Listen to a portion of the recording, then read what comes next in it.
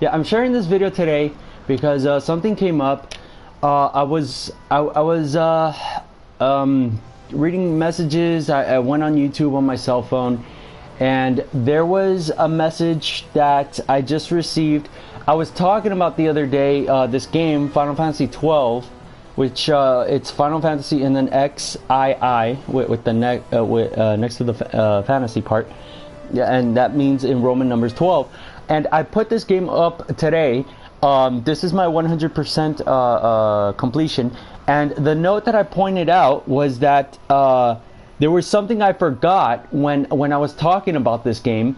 And it was that this game, when it was created, they put the creators of this game ended up putting this license board, which is a board that allows you to create not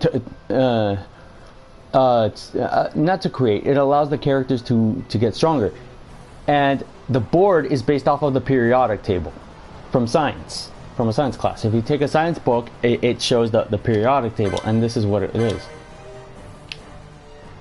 And that's something I was talking about the other day in my last Final Fantasy 12 video. And this is what I was talking about. And I could not figure out what it was because someone was saying that looks like the board from science, and he couldn't figure out the name. And it was something in my head. It was a voice in my head, and like, I can't figure out the name, but that's something from science. And what I came up when I was watching one of the videos on YouTube, one of the guys was talking about atoms with one of his friends. It was a stream, like they were recording and showed their two faces, each of them on a separate camera. And the guy says that it was that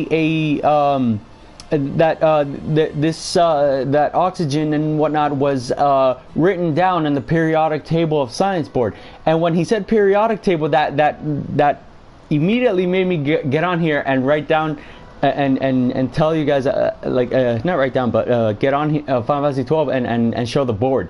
But this is exactly what I was talking about the other day with the voice in my head, but he couldn't figure out what it was. But this is exactly what it is.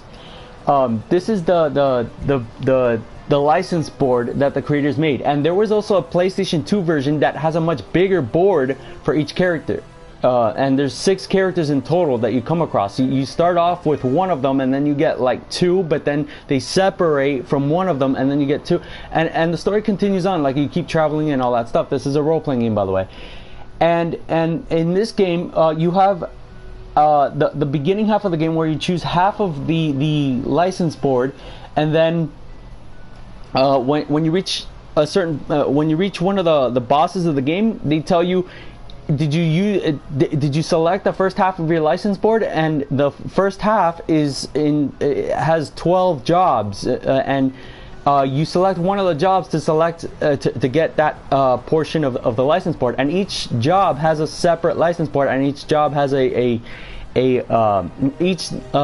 each job has a piece of license board, and then each one has a name for the job, and each character uses weapons pertaining to that job and armor and that are separate from each job, and so on and so forth, and accessories, that sort of thing, like role-playing game related materials. And there were 2 jobs that each character can select. The second half is after the boss battle in the story. That means you travel, talk to NPCs, and then you walk around. Like, once you follow the orders of this game and you make it to the point of the boss, they'll tell you, did you select a job? And you have to, if you say no, they're not going to let you fight the boss. If you say yes, you select the boss. Sorry about the fun. You select the job, and then they give you the piece of the license board, and then after you select it, they allow you to face off against the boss to select the second half of the license board. Each of these characters here on my game, I have all 2 parts for each of the license for the license board for each character, because this is my 100% playthrough. And in the other one, the PlayStation 2 version, when I was younger, I got the PlayStation 2 version first, and it came with all of the more pieces of the board. I played the PlayStation 2 version first. Then I played this one. This is the Zodiac Age version. This is the one that came after the PlayStation 2 version. And this is the one that was only in Japan when the PlayStation 2 version came out. And this is the one that has this is the game that has a license port. The PlayStation 2 version has a license port, but it has more of these little tiles here than this one. Because this one I heard from a Wikipedia page that I was reading, that this is the one that came first, because this is the one that they started on, the creators have started on. And then the other one was a more this one was I guess you could say a test, while the first one was I mean, the second one was more of like a if you're experienced, try it out. You know, like this is yeah, the other one's more for like more time consuming and like more other players, and North America had a lot of players that played these games for many hours. So that's what I wanted to point out. I'm sorry about my last video about what I've said, but this is a eureka moment. This is something that I just pointed out, that all these boards they were based off of the periodic table in science. And yeah, you probably think, oh, woohoo, but well, you know, this is actually something to note here, because this isn't something that this is something that just surprised me.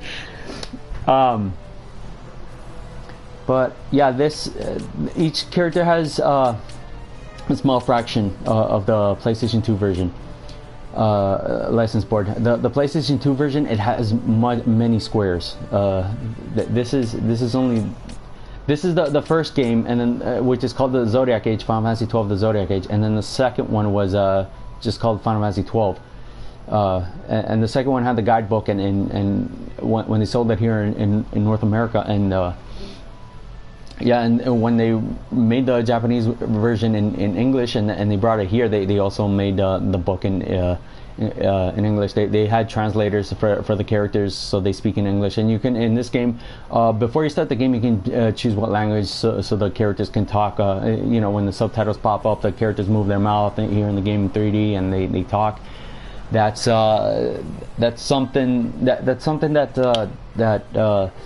you can do. You can change the option of what language they can speak, and before playing the game, and then you can go throughout the game with that language. And this is something that came up. Yeah, this. I'm sorry, I'm overexcited over a periodic table, but yeah.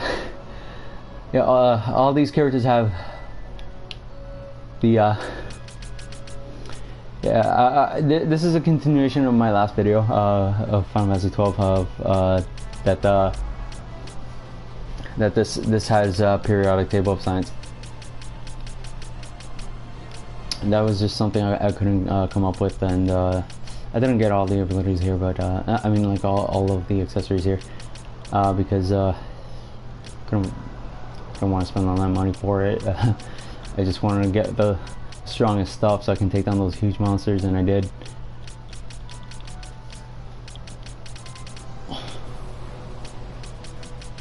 Yeah.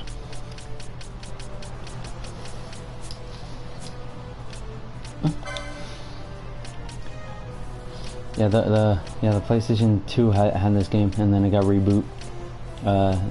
It got remade, and then they put it up again, and then they made it easier. The reboot is much easier. They did the same thing with Final Fantasy 7.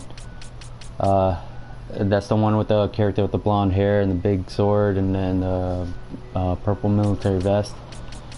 Yeah, but this is the one I was talking about. And this is what I was talking about. This is the periodic table was what I was talking about, and this is the game that had that it was based off of the periodic table.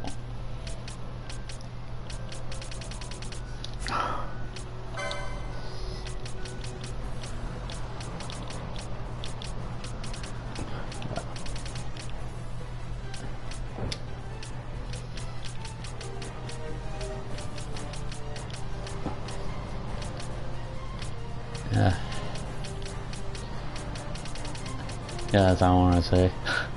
I mean, I got more to say. I'm actually thinking about my friend DJ Breakwind is online. I don't know if you guys want to see some gameplay of Elden Ring, or maybe later. I mean, but and my friend DJ Breakwind, that's the same guy that I was with the other day playing Elden Ring. We're having fun. Earlier today, we killed some monsters. I was able to level up. Or maybe later I'll make another video. If you guys want, just this is me, but or something.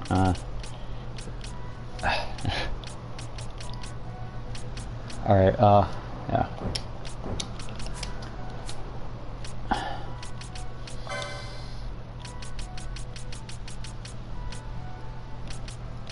Yeah, that's another thing with this game. I went the right path in the guidebook, and they didn't give me these little pieces of license here. So I lost some stuff. Not lost, but I never gained it. Anyway, that's all I wanted to say for today. Or I don't know if I should stay on for a bit, talk about this game a little more, or get back to my game. I wasn't. I was taking a. I was just searching up YouTube videos a little before I got on, and managed to come across some good stuff. Yeah. There's not much I can do in this game really, because I got 100%. Yeah, this is what it is. This is what it is. This is the board. This is the periodic table I was talking about.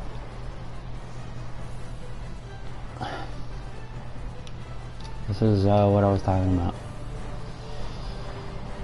Yeah, this I don't. It's okay if I wasn't ready to show this, but you know, it's fine. It's okay. I'll show this now because this is something that I will probably miss if days pass by and I'm finally ready to show my work.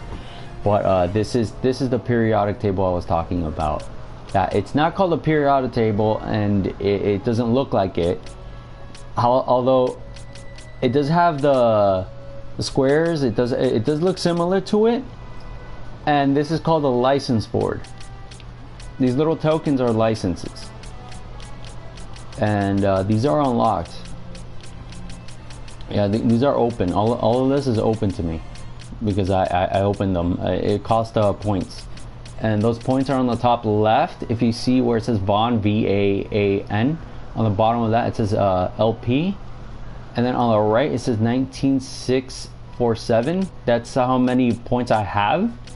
And each one of these are about, what is it? Like 5 points. Some are 1 point. Some are 10, or they vary. They vary depending on what the license has. Like for instance, if you get like this one right here, level 1, it could cost. Oh, this one right here. Oh, they tell you actually. I forgot about that. Yeah, this one costs 15 license points. And then this one, yeah, and that's level 1. That's the first one, and that's for black magic. And then if you see right here in the center, right here, that's the little tie where you see the little finger pointing in the center of the screen. Yeah, on the bottom it says black magic 1, and then it says fire and thunder. And then when I go down here, black magic 2. On the left it says 20 points. Next to the star, next to a golden star. On the left, it says 20. And it gets higher the more the more higher you go with that number. That says 1, 2. Yeah, when you go on 3, it says 25 points, and then it shows aqua, black magic 3, and it shows on the bottom aqua and silence. And then 4 is 30 points. It says black magic 4, and then on the bottom it says arrow and sleep. And there's more. It goes all the way to 12. No, 13. It goes all the way to 13. And 13 costs 165 points. And all of this, well, on the PlayStation 2 version, all of it together, to open up all of these squares, it was over 11,700, I believe, points. And you had to do a lot of fighting with the I had to maneuver the characters with the controller to have them face the monsters, and it's a lot. And yeah, I found this out when I went and bought this game's book, the guidebook, the strategy guidebook. I already showed it on camera the other video. The other video, you have to really scroll down on my channel to see it. When I got the books, one of the co-workers at the GameStop store, I was at the front counter of the GameStop store where they sell it was a retail store where they sold the games and the cases. One of the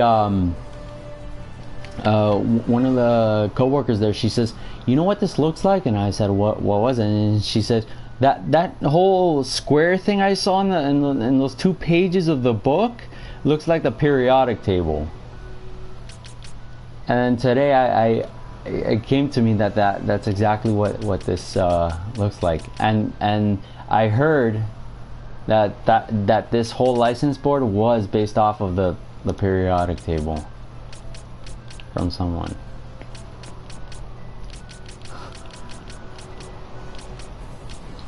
Yeah.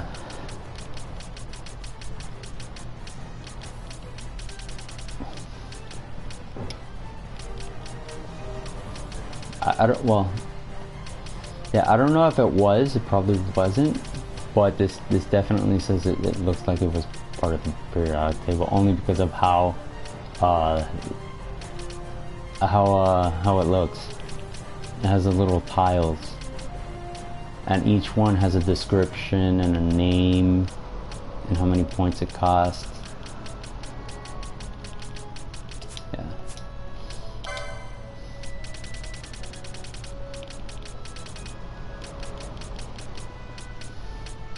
Yeah. All right.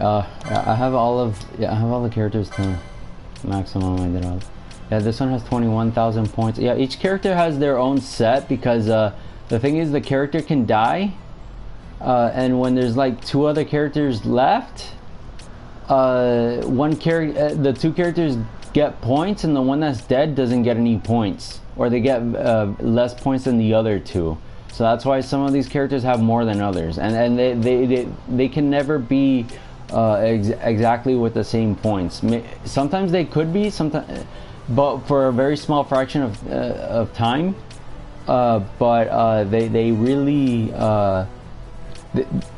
they do end up getting killed, and when the character revives them and the 3 are back, the one that died could end up being a little behind on the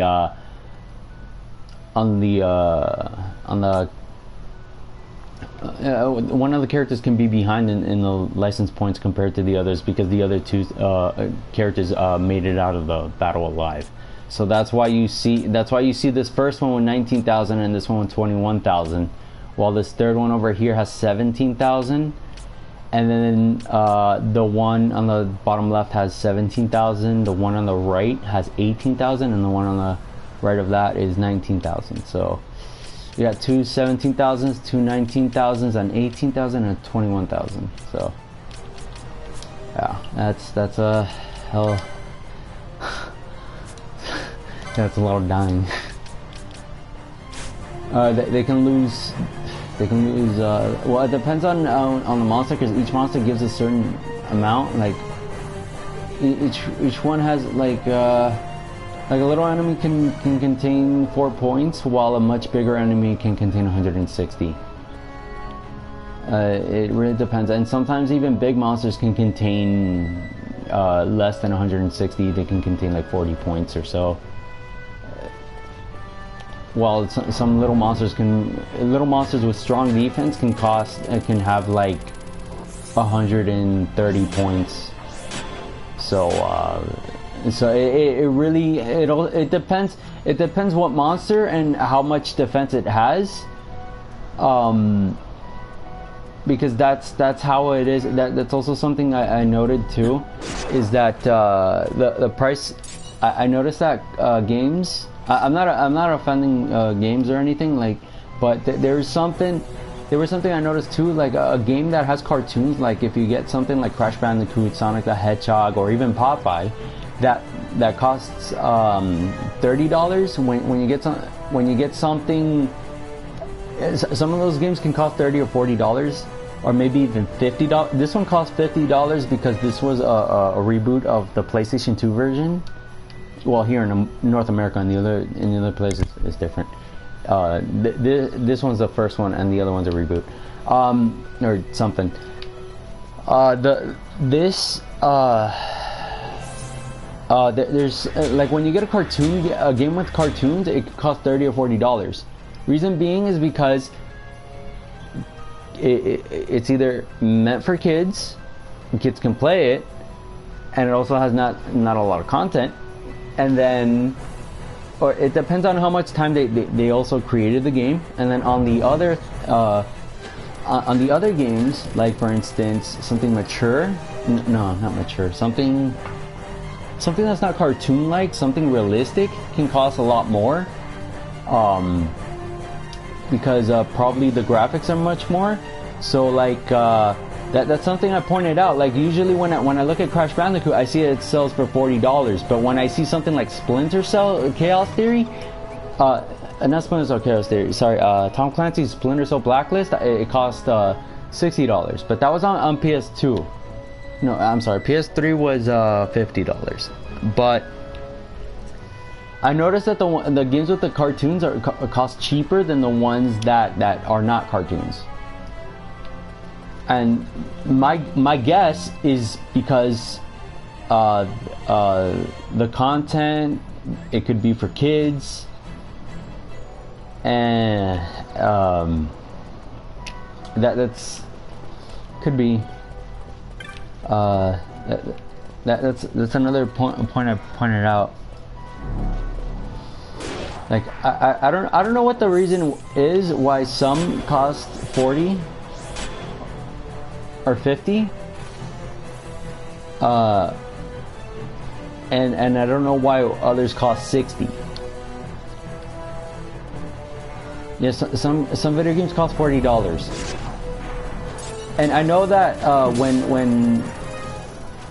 I bought a PlayStation Vita, all the games cost $40. Why? Because they were small. That's what I thought. I don't know if that why is correct,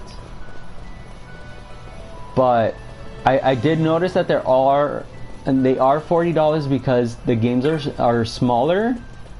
They're probably easier to make. But yeah, and the system is $250. No, now it's $200. The Vita was $200. Now they probably sell it for $150 used. But that's another key point I pointed out. All right. Okay. So as you can see here, I'm using the controller. I use this stick here to move that first character. I know a lot of people have not played. I have a few friends that have not played role-playing games. They play shooting, so they have no idea what this is. This is a custom-made game. This is games that people brought up to like people made ideas.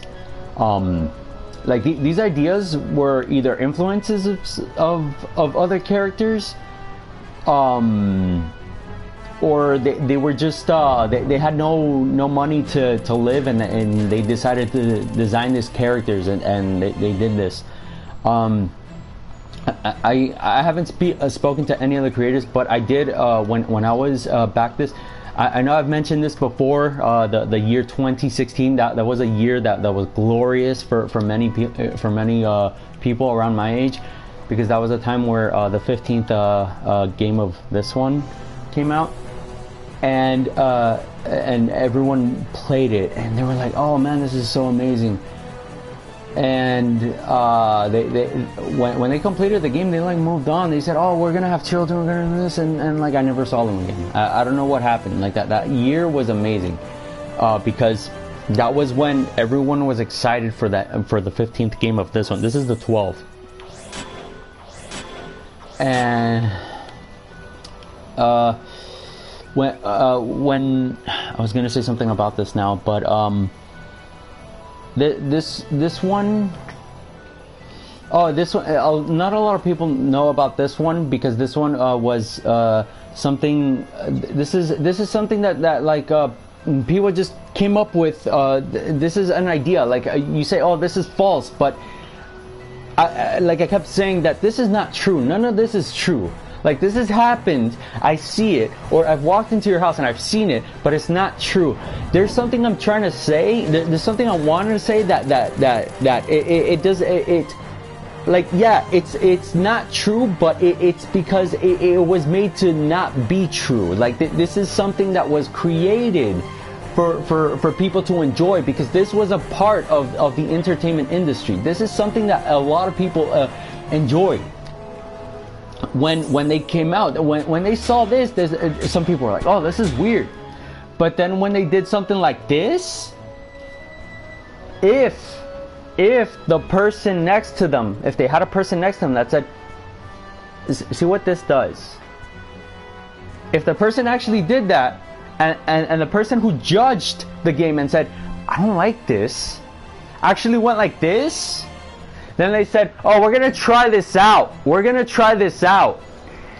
and that was when everybody started doing this, getting all those numbers to 99 by doing, wait, hold on, by doing this, and doing this, and they walked up to here, and they did this, and then that came out, and then they were like, what was that? And then it went in there, and then they press this other button, and they're like, I don't understand this, and then they go here, and they're like, oh, there's things there, and then I go here, and then they're like, oh, there's that goes there. And then I go here, and then there's things over there. And then they go here, and there's things there. And then it goes there. And I'm like, how does this go? And then there's a book that explains, and some people are like, oh, I don't know how to play this. While others are like, oh, well, I'm going to figure this out, and I'm going to get that thing to 100. I'm going to get that thing to 100. I don't know how, I don't care how, I'm going to get that thing to 100.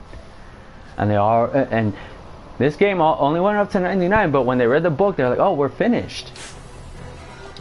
When they, and some said right here, oh, I only got 4 of these, I'm stopping. They're like, how do you get the rest of this? Oh, I only got 4. How do I get, what is that? What is this? And some people are still today, when they come in here, well, actually I haven't gotten anybody in here, but when there's a person that comes and sees these cartoons, they're like, what is this? This is all not true. But you see it. Well, yeah, at the same time, you notice that what's true is what's physical. If you touch this cell phone, now I talked this before on my other video, if you touch this cell phone, this material is true because it's physical and you can touch it. You receive it from your finger. You receive the feeling from your finger. And to your finger and from your finger. This right here is not true, but you can see it. But it's also true because if you can see it, it's something that it's definitely not made up, because you can come back and see it again. If you can come back and see it again, can you say it's true? I think so. All right. And I would like to say that technology doesn't work. I remember a lot of people used to say, someone in their 40s, I remember back then, used to say, I don't understand how to use technology because it's very complicated. And I said, well, I can teach you. At the time I wasn't able to teach, but I can tell you something right now, that technology doesn't work in the way you think. That was one thing. Things that you perceive is not the way it is. So for instance, if I'm holding this controller, the way I'm holding it is exactly how it's supposed to be held, with only this hand. But now here, this is a log. This is an entry log. This is everything that the creators created in the other pages of this game that all have names. All of this is names of everything in the game in the back. So what's here, the clan primer, that's the first thing. And you see that little arrow? Yeah, that came there. That put that there. That was the creator put that there for that reason. That's something that the creators don't tell you. Oh, we put that there so that can go there. They'll tell you, okay, so the controls are you press down here, and then to access, to unlock that, to make it appear on that page, you had to do all of this nonsense, which I didn't call it nonsense. To them, it was like, okay, we're making this. They didn't even criticize. They said, oh, this is all instructions. But then when people got older, they read this stuff, and they're like, this is all nonsense. And to unlock, yeah, they tell you, oh look, right now that, well, when I started this game, when you go to new game, all of this is in here. None of this is here. None of it. None of it. This is completely blank. But then, when you go through the game, when you start pressing the buttons, when you actually know what you're doing, and you start pressing the buttons and you start attacking, all of this pops up right there on that page, right there, and it says the clan premier, and it shows that little exclamation mark, and it shows the name in yellow. But also when I selected this and it showed this, when I went back it went white because I had already selected it. I don't know how they changed color, because like I said, I know that they worked from the inside. Like this TV was all created by engineers, electronicers, whatever, people at Best Buy. And when they created it, I've only saw what was on the screen, and this was connected to the TV there, to this TV, and this was connected there, and this is all of this, whatever you see here on this page, right here, all of this nonsense. Well, I mean, sorry, I don't want to say nonsense. I don't want to say nonsense.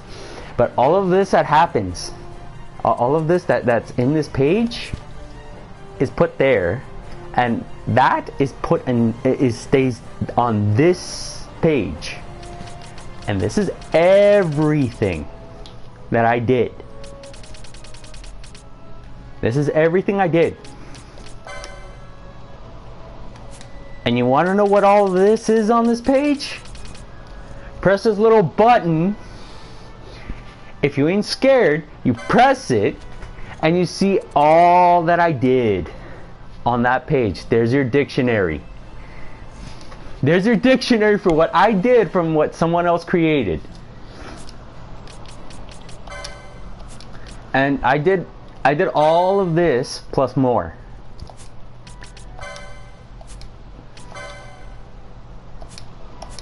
And this connects with this. And okay, so the first one, that says the clan premier. It says the clan premier is divided into 4 sections. I went through all those 4 sections. This is a log. What happened in the game, it recorded, and then the information that I did in the game saves on this dictionary, on this encyclopedia, on this page. So what puts when it's put on this page after what I did, it goes on here on this page, and then it shows here the clan primer is divided into 4 sections, each with much to offer seasoned adventurer and novice alike. The first thing, hunts. See here information for hunts accepted. Hunts is a person walking around just killing something so they can eat it. And then accepted is that you decided to go as a human being. Well, this is in 3D with a controller, you know, the DVD in, electricity paid, the power and all that stuff. They chose to go out, kill something, and then come back. And they get money for it. And those materials they use to create knives to kill more, to come back and eat. Or to get paid. Or even both. and to get stronger and to make their knives bigger. Okay, it says here, a good place to come when you've forgotten what it is you're supposed to do next. That, okay, it says, see here information for hunts accepted. Okay, where you go is a billboard that's in a bar. You have the 3D cartoon move inside the you move that human being using this controller, and this has a stick. It moves it moves the character. When you go into the bar, you can enter the bar, and there's no penalty for entering a bar because this is free roaming. You go into the bar on the right side. You have the character walk into the bar. Yeah, there's tables, there's beer, there's alcohol, there's whiskey, there's people talking, but there's definitely no sex, no making out, no nudity. There's partial nudity. There's like, but there's no, yeah, there's like skin, whatever. When it goes to the billboard, you press one of the buttons on the billboard, because this isn't something that you could just walk up to and the character says, oh, there's a billboard. This isn't a movie. This is with a controller. So with this, you press a button. You probably think, oh, this is really annoying. Well, watch a 3D movie, watch Spy Kids and put the 3D glasses on, and then tell me if it's annoying to see that movie with 3D glasses. And if you get annoyed, I'm sorry. Or just don't watch the movie. But I talk to the hunt. No, I'm sorry, I don't talk to the hunt. Well, interacting is talking, because you press the button and it shows, oh, here's a license, here's a paper, and it says hunt, and it shows the picture of the guy, of the what do you call it? It shows a picture of the monster that you have to take down. So. And then when you see the picture, it shows the picture in front, and it shows the monster. When you select it, I mean, like when it says after you see the picture, not when you select it, during the picture. When you walk up to it and you press X on the billboard, and it opens up the picture, and it shows the monster, it'll say one of two things. And it'll show those two things. And those things are words. In text, it'll say accept or decline. That right there that you see right here on this video says, see here information for hunts accepted. And the billboard shows 64 hunts, but not all together. They only give you 5 hunts.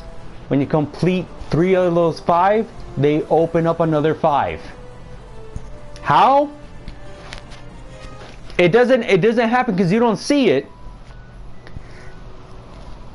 But after you go back to that billboard and turn in that you finished the 3rd bounty, you will see 5 other pages on the menu that will pop up in front of you. And they put it, the characters that are in the bar, they're the ones that walk up to that billboard. They draw it, they write the hunt, the bounty, the hunt, the rewards. They put it on the billboard, they pin it. Then you choose if you want to do that. Games have never had a point to doing them. But for what I did, all the work that I did, what it says here, see here information for hunts accepted. That's one of all these that I've done.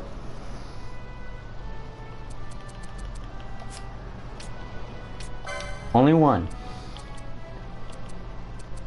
Now, I can tell you more. This right here, you see where it says bestiary? That first sentence right here. A collection of sundry notes on foes defeated. Sundry is accessory. It's this right here would be considered sundry because this is souvenir, sundry, something like that. I didn't define the word. Something like that.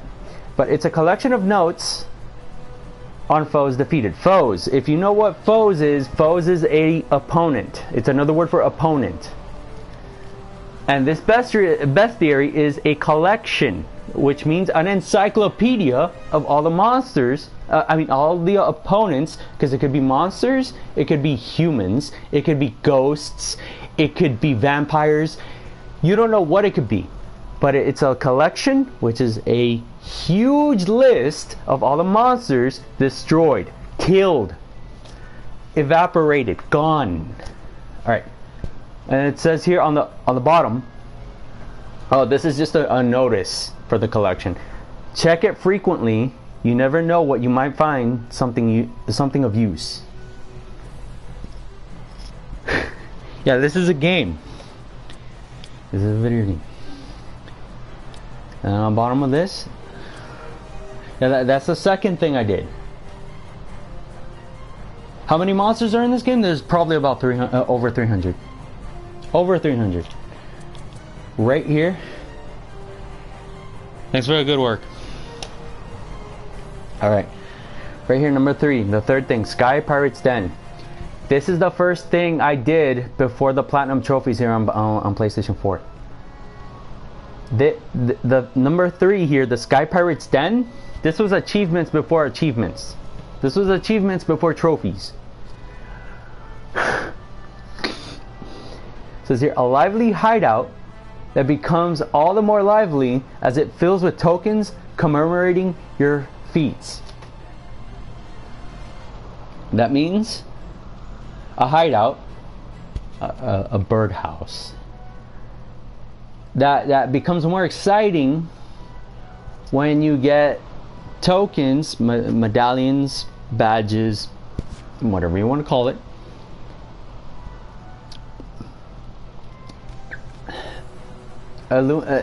Letting you know of your big task completion. That's the third thing I did.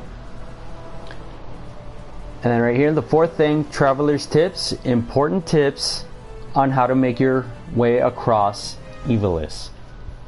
That's advice on how to get around Evilis, which is the whole map of Final Fantasy 12. The whole area. It's like, okay, it's tips, it's explanations, advices of how to get through the entire content. And so, okay, so if we put this realistically, advice on how to get around the United States of America. That's another way of putting it. And then right here, check in here early and often, because you never know when you come across it. Those tips, I can tell you, I did not. Yeah, these are the tips. These are, and then what it explains there, it's right here. All this is tips. Explanation. Okay, there's even more that I've done. Restoring MP. Casting magics consumes MP. Okay, this is, you press a button, a character gets highlighted, and a little bar just fills up. A bar, I mean a little line, a little stick just goes, fills up. It says when you lack the MP, when you don't have energy, you drink something, and then the bar just fills up. And it says even when you have learned, you will be okay, a download. It's a download. That's what it is. It's a download. Okay, here are some ways to restore MP: walking or running. Yeah, a bar just fills up. Yeah, a little line just moves from the left to the right. That's what happens. Here's some ways to restore it. Restore meaning moving it from the left to the right. You either walk or run. which means you use the left stick to make the character run until the bar moves from the left to the right completely, until it's completed, you know, until it stops at the right.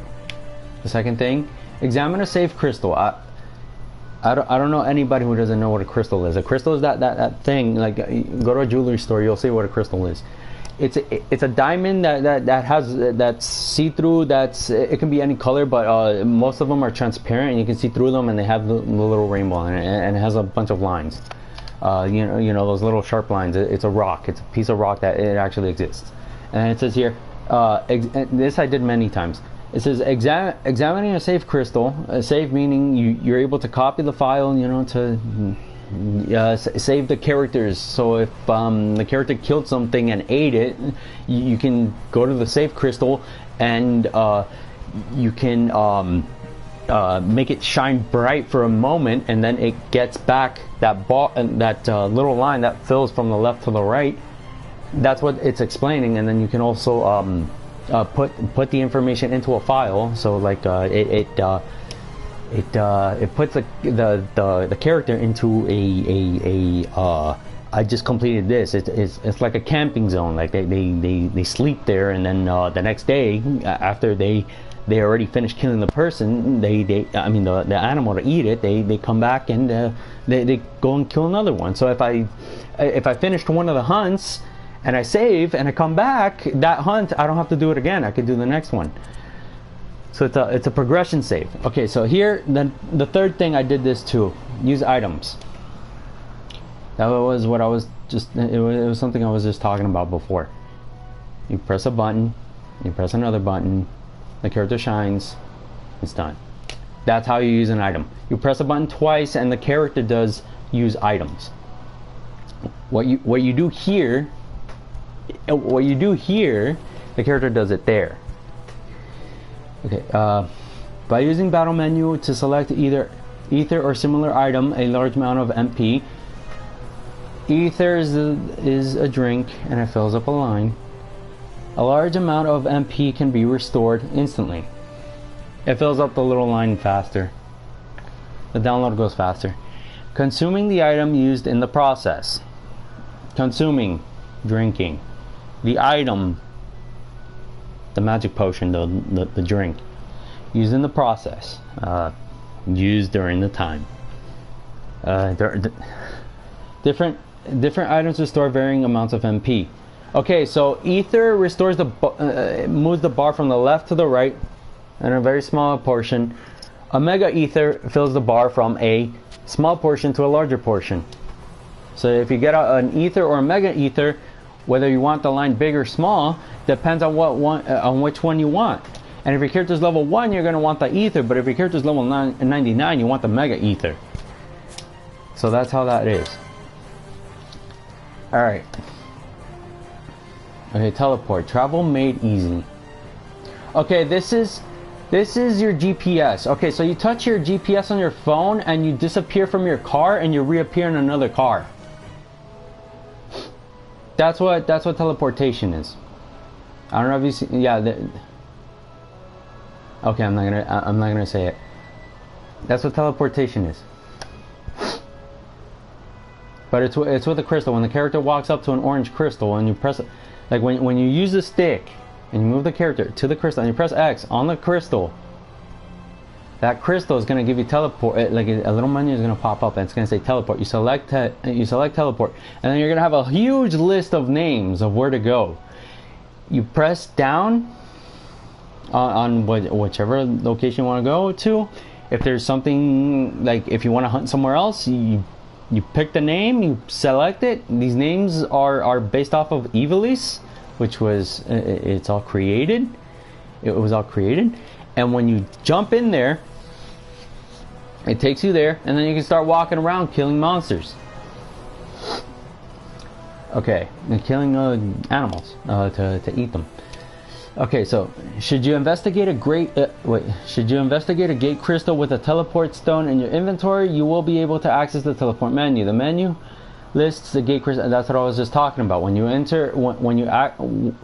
walk into the crystal and you press the X button and you have that list, that whole list tells you says right here, the menu lists the gate crystals. That means the locations. So your GPS gives you the names. So you can go to Washington, Wyoming, California, New Mexico, South America, Africa. Okay, the GPS says all those names. You select a name by putting your finger on the name, but in this case it's a little cursor. That cursor is a finger. You press you press that location, and your whole body disappears and then reappears. If you're in Wyoming and you go to Florida, you disappear from Wyoming and you go to Florida. You disappear from Wyoming and you reappear in Florida. If you want to use it again, there's also another crystal in Florida. So you access it from Florida, you disappear, and then you reappear back. If you want to go back to Wyoming, you can go to Wyoming. You can go to New York. You can go to Washington. You can go outside in the east. You can go on an island. It doesn't matter. But all the names are not realistic because this is a fantasy game, and fantasy games are role-playing games. And role-playing games, you are allowed to go anywhere, but you have to pay up a teleport crystal. And they cost about 200. If I remember correctly, about 200 gold. And if you do those 64 tasks and you follow the story and you do a bunch of monster killing, they all give you, animal killing, they give you a bunch of money. And with that money, you can buy those teleport crystals and you can head anywhere. And you can, with the money earned from the bounties, from the hunts, you can use it to buy more teleport crystals if you run out of teleport crystals to go places. Okay, so you have the menu list to get crystals. You have visited in other... Okay, the menu list of gate crystals you have visited on other lands. That's another thing too. When you first enter this game and you play as a character and you move around and you talk to other characters, you have to get the crystal from that location to be able to travel to that location. So you have to, before you can travel, you have to access, you have to activate the crystals. So you have to get that crystal open before you can go to all the other places. So that means that once you start and you get your first crystal, you have to walk around to get the other crystal, and then walk around again to get the other crystal, and then once you have all the crystals, you can go easily wherever you want with that gate crystal. It says here, you may teleport to any one of these locations at the cost of one teleport stone. So with a stone, that was what I was talking about. That's what it costs. It costs one teleport stone to go from. You spend one stone at the crystal to teleport from that crystal to the location you want to go to, and it'll warp you there. And if you do not have any, you have to go buy the stones, and then come back to the crystal, and then use it. And use one of the stones at the crystal to then go to that location. And you can also go back and go into another location. You can go to that same location, like you can backtrack. So you can go anywhere. Alright, the next thing I did, a more comfortable journey. Adventuring isn't all sunshines and lemon cakes. It's really sunshines and rainbows. But okay, here are 2 simple tricks that can serve you to ease the burden of your journey. Keep your bearings. Press the L3. I never use that. The L3 is the left stick, the stick you use to move the character. You click it down. With the thumb, you press it down. Press the L3 button, and you will be able to keep the location map open. The location map open while moving. Okay, so this is. When you're driving in a car, you have your cell phone charged on the charger, you know, and you're driving on the highway, you have the cell phone with the GPS. And you're driving. This is what it's talking about. Keeping your bearings is this you press. Okay, so on your cell phone you have to press a button to access the GPS. And in this game, you can access the GPS while you're driving. And you can drive with the GPS on it. It's the same thing. Yeah. Yeah. Let's see. Yeah, so it allows you to go to places easier. However, in this game, it's the same thing when it's driving. So it's the same thing in the way of like, if you have the GPS while you're driving, you have to be careful when you're driving because you could hit another car. In this game, if you have the location map open while you're walking forward, a monster can come up to your a creature can come up to your character and bite your character down to death. And they're saying it's a more comfortable journey. But it is comfortable because then you can walk around. But you have materials. You are given materials. And if you don't place those, you're given materials. If you place... Yeah, well, at the start, they automatically place materials on your character. With those materials, you can take down those creatures. Alright, so... Location map open while moving, allowing you to find your way through the dark forest and winding labyrinths. Labyrinths are a maze.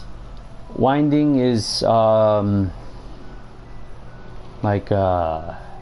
it's all over the place. Dark forests, it's a tree where trees are in the night, and then with ease. So that being able to use the GPS while the character's moving around is a lot easier. And it says out of the woods, and then just press the L3 button once more to put away the map. Okay, so if you're driving in a car and you have the GPS open, you can take off the GPS, so then you can just drive without the GPS. And you shouldn't be driving with GPS. However, in this game, it doesn't matter if your character dies because you have two other characters, and that other character can just use a feather and it'll raise up that other character, and both characters will be up along with the third character, and you can only you can play with only one character, two characters, or three characters, or you can, when you get all six, you can only play as three, but you can switch to the other three. But you know, when one character is down, you can just lift them up and you keep going. You can keep going with the GPS, without the GPS, doesn't matter. You play how you choose. Alright. Speed mode. This is something that did not exist in the PlayStation 2 version. With the L1 button, you have three little arrows. You know, when you fast forward in a movie, that's the same thing you can do in this game. You press the L1 button, you have the three icons, and then you move this, you push the stick up and the character starts running, but he doesn't start running the same way you did than before pressing the L1 button. When you press the L1 button, he moves up much faster. This is like hopping. He moves up. And if you do not want that speed, you can just press it again and he'll walk normally. That's something I did. Oh, and one other thing you can do, you can speed it up even further. So you have 2 speed, 4 speed, and then you have like 4 speed or something. You have like two speed mode, 2 or 3 speed modes. But just press this button, and then a couple times. If you have it at 4 speed, you can press it once or twice, and then it'll put it back to 0. It says here, when you're ready to slow things down again, simply press the L1 button. That's exactly what I just said. To return to normal speed. The next thing okay, so those were the first 4 things I did. The tricks of the trade. Okay, there's more that I even did. The ways of war. Okay, so full look. Okay, so hold down L2, which is the button in the back here, to keep your target in the middle of the screen. This is called target lock. Target lock is extremely useful when you want to keep an eye on a target in the heat of battle.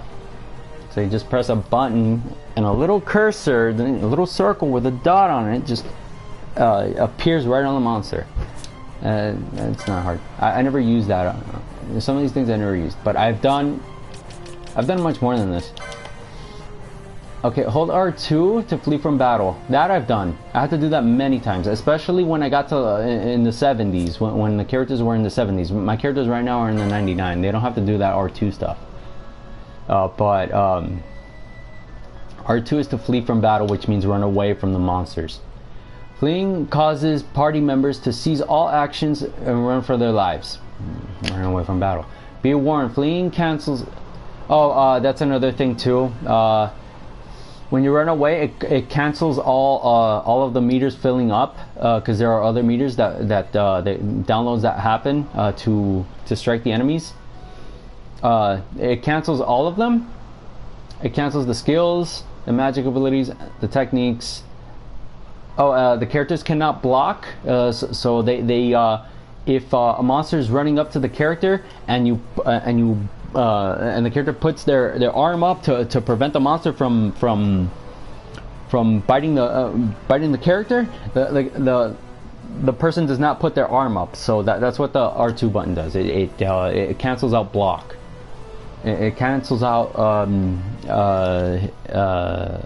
dodging, refraining of hitting monster. I mean, refraining from keeping yourself safe from monsters. It takes that out. So be prepared to take some hits when fleeing from battle. Yeah. So yeah, that's what it says. Be prepared to take pain from the creatures, from the animals, because the R2 is to run away. It's not to running away is not to punch a monster. Okay, so it says here, fleeing also calls back any party members who have wandered off. Okay, any other cartoon, any other character that ran away. They any other character that ran away, they all come back. Use it to regroup. Use it to regroup should your forces become scattered. Okay, so it's regroup and they all run together at the same place. Okay, so that's another thing. Target info: knowing thine enemy. Thine is another way of saying the. No, that's British or something. Okay, it says here the window which appears in the upper left screen when something is targeted is called the target info window. When a foe is targeted in battle, this window shows a foe's name, HP, and weakness. Okay, so it's a dictionary of what it's a small dictionary of the creature that's in front of the character that shows up on the top left on the screen. Note that though. Alright, I'm gonna play the game. I've done all that stuff. There's... Okay, so wait, hold on. Alright, so this is what I was talking about. This is much better. Wait, hold on. I can't...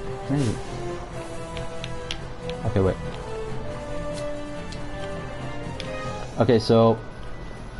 On the right, okay, so these are the three characters. I'm using the left stick, and then I didn't talk about this, but the right stick moves the area around it. It moves what's around the character and the view of the character. And then right here, wait, hold on. Okay, so to target the enemy, I have L2. I never used L2. I really didn't. Hold on, was it L2? Okay, wait. Okay, so it goes it goes up to 4 speed. Wait, hold on. Yeah, there's a... Okay, so on the configuration menu, like before I start the game, it's gonna ask me one question. Do I want the speed mode of the L1 button to ×2 or ×4? And I've tried it with both. ×4 really helps you get around, get through the adventure easier. But I kept it at ×4 and I never used the button. I sometimes use the button, actually. Yeah, sometimes. But, okay, so with the L3, I click this down, there's the GPS. Yeah, and the GPS is a little bit it's transparent. It's a little transparent, so I can see the character. I can see the man in front of the GPS. So it doesn't affect my game, but if it gets a little bit too uncomfortable, I can just click the button again and the GPS will go away. So I can click and unclick, and then This right here, this little barrel, that's a treasure chest. So I just press the X button, and then right there at the bottom it tells me what I got. 24 gil. Gil is currency. And then here, same thing. Press X. Wait. Okay, so a meter just filled up, and it's putting protection on two of the characters. Okay, so yeah, and that's magic. Okay, so okay, I just activated one of the barrels, and it says you obtain an antidote. An antidote cures poison. So if a monster hits my character with poison, I can press X here, and I can move down. I can press the down button on the controller a couple times. Then I press X here, and then I have here potion, high potion, X potion, ether. This is what I was talking about in the menu: the ether and the high ether, which restores magic. The magic is the orange bar on the right side, but they're all filled up. And then hold on. Wait. So. It shows, okay, so we're gonna find antidote, and antidote is right here. I already have it. I don't need it anymore because I have maximum, and I only pick up one, and I think it threw it down because I don't need anymore. Yeah. Okay, so we go. Yeah, there's more things here. So you, like, go here, white magics, and then you have all this. This is all curative. You have. Alright, hold on, I gotta do something. Okay, yeah, I believe in angels.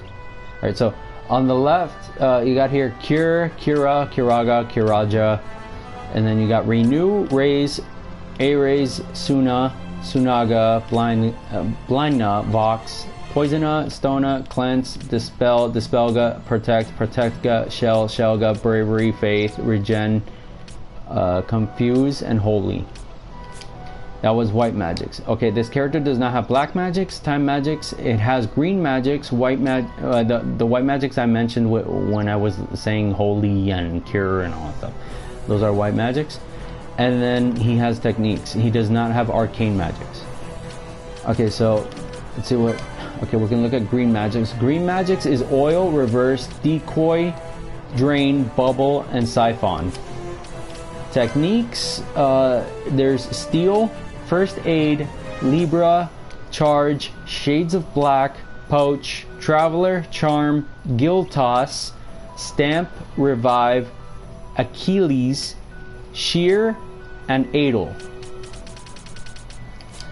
And when I move the cursor to, when I have the cursor on one steal, it says steal from one foe. I can take things from one of the opponents. On the bottom of that, first aid, restore the health when a character is injured. I have Libra. This is one that's very important. It reveals the detailed information of the opponent, so it shows how strong they are, how much defense they are, all that stuff. That's a lot. Okay, so here there's another treasure chest, and I got a potion. And okay, it says here potion 99. Yeah, I don't need any more potions. Okay, so attacking is going up to this monster here, pressing X again, and then it shows on the bottom left. Okay, so on the bottom left, all the commands are there. So I go here, left, and you press X left on the left side. It shows on the left attack. Press X again. Bottom left it says Geyser Rabbit C, and on the top right you see the Geyser Rabbit C with the bar in lemon color, which is a little bit green and a little yellow. And on the bottom it shows the rabbit, and then on the top of that it shows a hexagon with a blue bar. That's my character's. The blue bar and the hexagon is my character. And then I select X, and my character attacks. The meter fills up, action, and then the meter just filled up completely, and it took down the rabbit, and it dropped something, one of the items, and then I go to inventory, I go to items. Wait, hold on. No, I go to loot. That's what it is, and then it was a water stone. It was one water stone, and then it says here. These items are to get magic. No, what is it?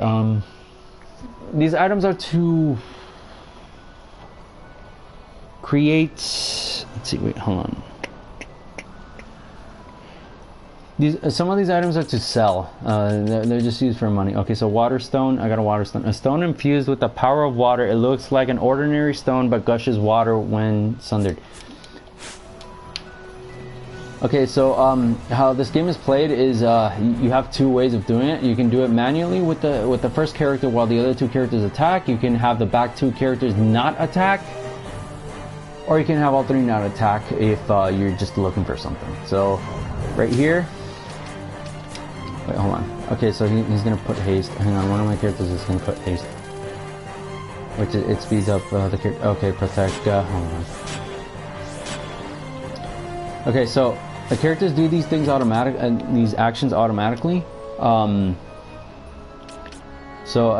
I can go to each one of these characters. So I use the right button here. Okay, wait, hold on. I use the X button. The gamut there. I either turn on or turn off, and then when I can go to the next page, turn off, go to the next page, turn off. So I have all my three characters turned off. Those are the three names, the names of the character. Vaughn, which is the bottom right, the one with the blonde hair. Balthier, the one on the top center, and Bosch on the one on the bottom left. So I'm gonna walk with the stick, and then okay, my characters are not attacking. Their meters are not gonna be used. So I can either do this myself and attack myself. Okay, so I killed the monster by myself with that first character, and I got the little pouch thing that it dropped. And then I can also see what's the pouch. I don't have to look at every item because they're gonna be here no matter what. I mean, like, okay, wait, hold on. Go here. Oh, I don't remember what the item is. Okay, so it was probably, yeah. I don't know what it was. But however, there is a log. I don't remember what button it is, but there's a log, a little, not a wood log, an information menu that says what you picked up, what you faced off against, and how many points you did to it to kill it. I forgot what button it is for the log. Hold on. Yeah, I don't remember the button. I don't know where it is, but there was a log. Okay, so I have two ways of playing this. I can either make the character go ahead and attack attack monsters without attack the animals without them doing it automatically, or I can do it with them doing it automatically, and I can set it up. And yeah, okay, so I can set up two characters to attack, one character to attack, or three characters to attack. The maximum is 3, but I have 6 characters in total, and I can switch out the other 3 characters and play the other 3 characters instead of these 3 characters. And there's each character has their own background story, their own looks, their own board, and all of them can choose a job, and those jobs are not different from one another. So the only difference is, okay, so each character has the samurai. Here's an example. Each character has the samurai job, and you can make all the 6 characters have the samurai job, or you can have one character choose the samurai job while you have another character let's see, while you have the other character pick, let's see, hold on, let's see, a magician. We'll put it that, a magician. A clown. Okay, there we go, a clown. So, but they don't call it clowns here. They call it, what's it called? Yeah, they call it white mage or black mage. Yeah, there's white mage, black mage. Yeah.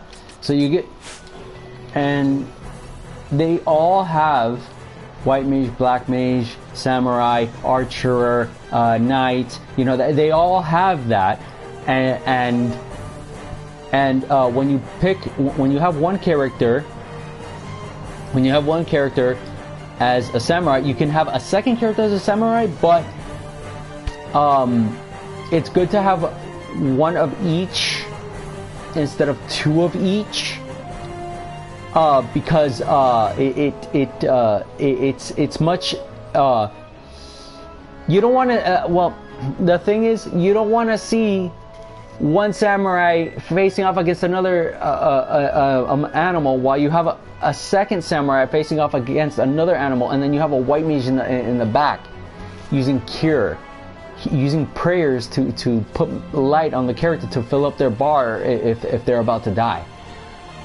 You know, they die from the bar. So you really want to have one of everything and not two of everything or three of everything. And you can't have two of everything, because there's only 6 characters, and if you have a samurai and then you have another samurai, there's an imbalance. Like it's not going to be correct. It's not going to be correct. And if you have one of each, it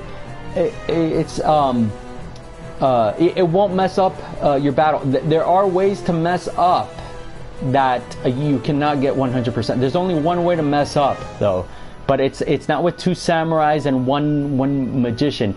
It's if you pick the job for each character the wrong way, and one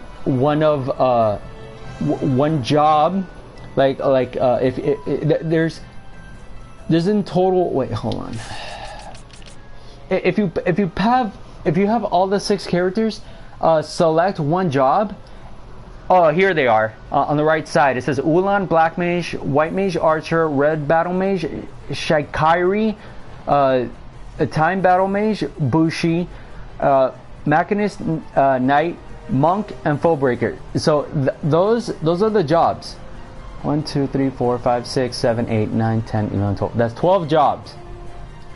If, let's say, there's only one way of getting it wrong, but it's really hard to get that wrong way, unless you read the book and said, I'm gonna pick the wrong way and see if I can actually advance, and if it's true, to see if I can advance. And if you pick the wrong way, you're not gonna make it to the 100%. I can tell you that right now. They said it in the book. They said you pick the wrong way, and we're not gonna. It's gonna be impossible to defeat the most biggest monster in this, the most biggest animal in this game, that wrong way. And I don't remember the wrong way because it's in the book. I do remember that there's only one wrong way. But when you play this game, you can go ahead and pick however you want. Just make sure that you don't pick the wrong way. It's good to know the wrong way, so you don't pick it, rather than you pick whatever you want. Because if you pick whatever you want, you may get that chance that you picked the wrong way, and when you try to get that 100%, it'll stay at 99, or even worse, 60. I heard it doesn't even from what I read in the book, the creators designed that book for this game, and they designed this game too. When you read the book, it tells you you don't get further than half. I think it was you don't get further than half the game to one. Like you don't get further than half the game. Like once you reach half the game and you try to defeat the monsters and you pick the wrong way, you're not gonna get further to the rest of the monsters that come after, because you picked the wrong way, and your characters are completely messed up. And I don't know anybody who did that on YouTube. I'm pretty sure there was somebody who said, "Oh, let me. I'm gonna be stupid one day, and I'm gonna go ahead and pick the wrong way." And he probably picked the wrong way, and he showed us that this is what happens when you don't know. And I'm not calling myself stupid, because I'm not stupid, but I definitely I would have. I am actually grateful. I am glad I picked up this game and read the book and found the suggested way. The suggested way is the best way, because it's the way that it is correct, and you can get everything. And here's a downside to that. When I picked the suggested way, there were still skills I did not get. I don't know why, but I unlocked them. I missed something. I don't know what it is. Yeah, and I read the book. I even read the PlayStation 2 version, but I read this one, the Zodiac Age version, because this one was the one that was from this game. If I read the PlayStation 2 version, it wouldn't have said Ulan, Black Mage, White Mage, Archer, Red Battle Mage, Shikari, Time Battle Mage, Bushi, Machinist, Knight, Monk, and Foebreaker. It wouldn't have not said that because the PlayStation 2 version had the entire license board, and each one of these jobs here is only a piece of each of their license board. And you can only get that piece of that license board once you select one of those jobs.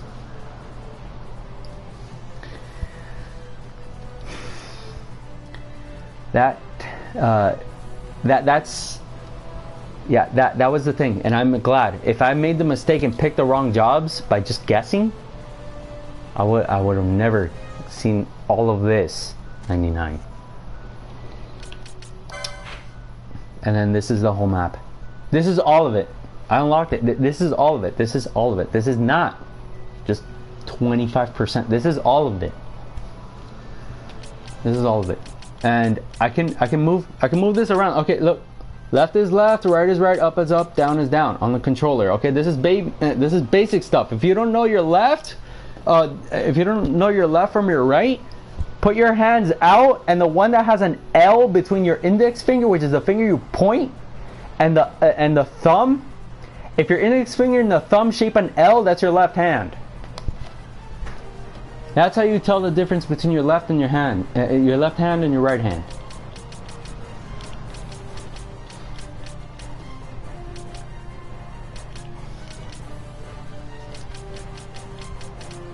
Yeah, you stick out both your hands like you're pushing something. When you put out your hands, like you're sticking, like you're pushing a piece of furniture. When you put your hands out, the one with the L is your left hand.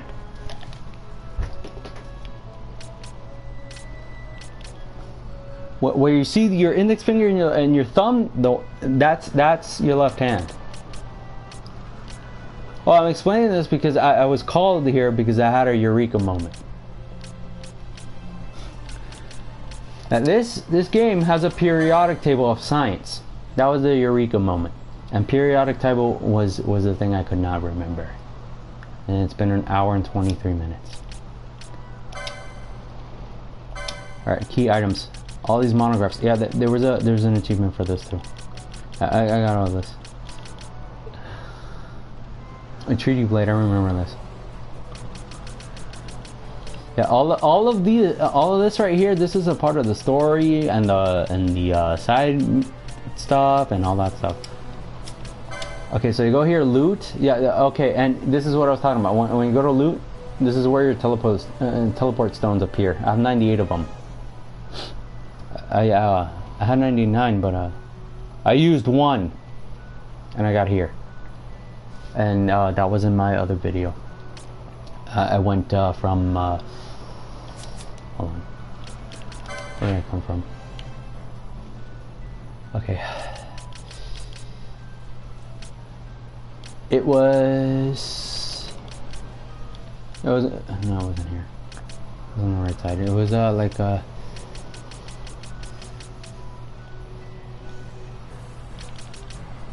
was that place with the ship? Yeah, it was here. Yeah, I think it was here. Oh no, it was here. Sorrowy Step. No, it was here. Chida Uplands. This is the location. Yeah, I came from here. I came from here to Ragenarker. Okay, so, okay. Chida Uplands is up here, and then Ragenarker is right here, where this glowing thing is. And this is where the story ends, right here in the Bahamut. They take the characters. They take an airplane to the Bahamut. Bahamut is also in this game. Bahamut doesn't exist. Bahamut was in the other Final Fantasy games, and he's also in the further Final Fantasy games. He's in 14. He's in he wasn't in 10. That's right. 10 and 12 don't have Ifrit, Bahamut, Shiva, Ramu, Quetzalcoatl, Tonberry, Cactuar, it doesn't have those. Bahamut is the King of Kings, the King of Darkness, and the King of Dragons. And in this one, he's a ship. He's an airplane. And they call him Bahamut. And Shiva is a statue in one of the ships. Shiva is the goddess of destruction and creation, and is yes, something of Buddhism. Yeah, some religion stuff. Anyway, yeah. So that's where the game ends. And it says it shows on the bottom left. It shows region, and then on the bottom 3 question marks. Yeah. Region is a part of a land, and Bahamut is a ship, so they're not going to tell you that they're not going to give you information. It's just 3 question marks there. Bahamut is not a piece of a land; it's an airship. So no details on that. But if I go there, they're going to have me fight one guy 3 times, and the 2 out of 3 times he's going to turn into this like god death angel with black wings, and he's level 45, but he's really strong. Even up until this point, when I'm level 99, it's going to take a while. And he puts up like 2 other dragons, two other these. I don't know if you've seen what a dragon is. A dragon is a giant lizard, but it has wings and has like claws, and it's from prehistoric times. But that's fairy tale stuff, and fairy tale stuff did not exist when Jurassic Park was around. So. Yeah, I could go to the Bahamut, but I don't want to spend time because that war takes like 3-4 hours. It takes a while. It takes quite a while. Probably a few minutes because my characters are level 99. But when I did this thing on PS2 and on this one, I reached level 45 and then I went and fought it. But I made it to level 50, and that took hours. And it was a lot of fighting. And when I fight, I receive points, and those points go to the menu, and that menu goes to the little icon's number on the right. I mean on the left or whatever.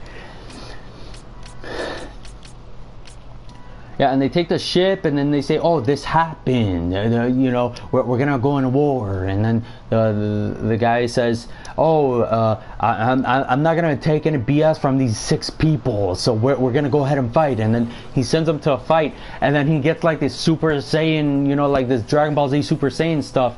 And then he gets more muscular than what was it? A supermodel. And then in the third one, he gets even more muscular, and it's just overpowering. Like you see the veins, and then you see like he's black, not black, sorry, like dark skin, and then he has like these angel wings, like very demonic. And he puts out 2 other beasts. No, he puts like 3 other beasts when he flies out, and then you have to take down those 3 beasts, and then he puts back his other beast and other creature, and it's crazy. It takes a long time. Okay, well, yeah, that's oh, okay, welcome.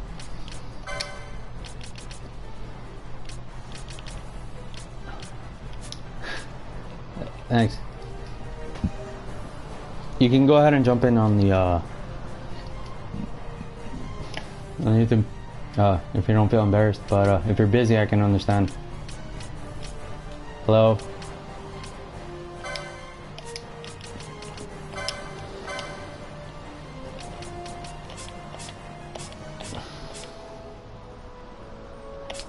Yeah, you're welcome.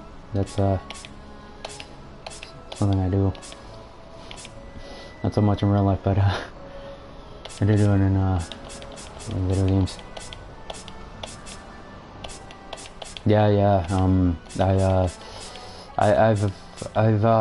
I jump into a war to face off against a monster to protect my friends. Yeah, if I did that in real life, it would be much more dangerous. But I've also been a hero in real life, a couple times. I've helped.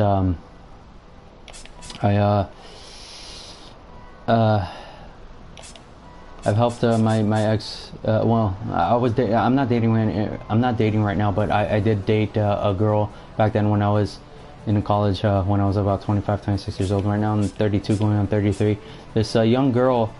when I was dating her in college, she got into a car accident. I wasn't there. I was at home. I received a call that she got into a car accident. She was driving back. She was going home, and then she broke her leg. And then when I heard about that, I went and I held her crutches so she could walk. And what was it? Yeah, the festival is still going. I'm not on it right now, but I helped her. And then there was also another time when there was a kid. Okay, all right. I won't say my story, but all right, sure. There was I'll say it now. Okay, say it or don't say it. Okay, there was a kid who was crying back in middle school, and I gave him a quarter for his bag of chips because he couldn't get it out. Like, he was banging on the vending machine, and I couldn't get him out. I mean, he couldn't get out the bag of chips. So then I went and I got so then I saw him crying, and I was like, oh man, I feel bad. And then I was like, oh, wait a minute. And then I look at my pocket, like I put my hand in my pocket. I had a quarter, 25 cents. And then I was like, hey, here, you need help here. And he's like, oh my god, a quarter. And then he puts in the quarter in the machine, and then the bag that was stuck on the little silver roll thing, it moved, and then the bag of chips that was stuck, it came down, and then the silver roll thing kept rolling again, and another bag of chips came down, and then he ended up getting two bags of chips for the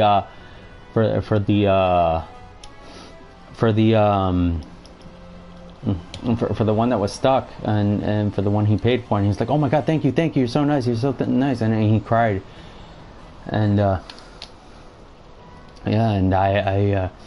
yeah, and there was another story I don't want to talk about, but it's a little scary, a little devastating. But there was one where I saved an entire classroom from somebody who tried to attack me with a knife. But yeah, and then they called the cops on her. They pressed charges, and then they were like, oh, you know, give her a chance. And then, like, I don't know, give her a chance. And then she came back, and then she became evil. And then, like, I don't want to talk about that much, but she learned her lesson. There was a point after that she began to cry, and she was like, man, you're like a real hero, and your honesty just like freaking like murdered the entire classroom because they were impressed, and they were happy. Yeah, I have a lot of like big moments like that. Yeah, like the entire class. Well, she was targeting me. I didn't say like the entire classroom, but she was targeting me. She pulled out a knife at me, and I had to block her because it was either I die, or it was either she kills me, or I run away, or I protect myself. So I didn't have much of a choice. And there was the law that said if there was a saying about the law saying that a person's rights end when when the other person's rights begin, and her rights as a human being ended right when she pulled out the knife, and mine began when she pulled out the knife. So I was able to protect her. It was self-defense. And I did the right thing, and then everyone was applauding. They were like, okay, you did nothing wrong, you're not gonna get hurt, and she's gonna get in trouble. And I know it's wrong to hit a woman. I did not like,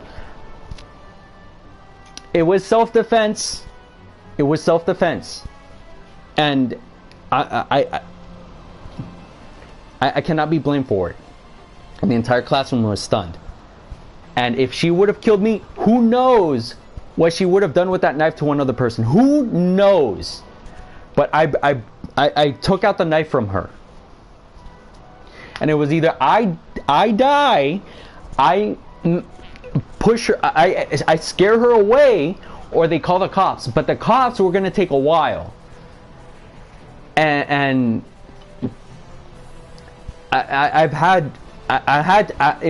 I really did not want to die. And I protect them, and I'm sure they pressed charges on her. And I couldn't date anyone for a while because they thought I was insane for protecting myself over her. But I told them it was self-defense. And I said I didn't go to court or anything. I stayed in classroom, and then I went to my next class after, and there was discussion. People were afraid, and they eventually calmed down. Everybody moved on. They forgot about it. So, but I was a target. So, and I told them, and I'm not lying about this, that she was there, and I have my I don't know where my school ID is. But she felt guilty, and then she didn't want to hurt me, and she there was a part that she started flirting with me, and I was, yeah, I didn't, yeah, and there were I've had other success stories too. I can tell you I've had other success stories. There was a point in time where I hit a very low point in my life, and then I rose up by.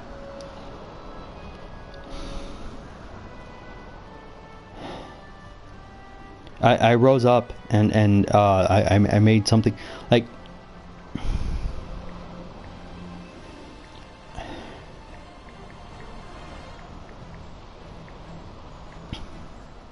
yeah, and I'm fine. Like I still have some injuries from when I was young, but I'm not like bleeding or anything. Like yeah, I have a much thinner neck than before because I've slept with an improper neck. But post effects of my past are still here. But I'm fine. I'm fine. I can talk. Pretty excited to be back on Twitter. No. I wasn't pressed charges. You gotta go back in the video and check. I was not pressed charges. It was the girl that came to attack me when I was in the classroom back when I was in college when I was 26 years old. Yes. Hello. Yeah. You gotta really listen. Oh, hello. Okay.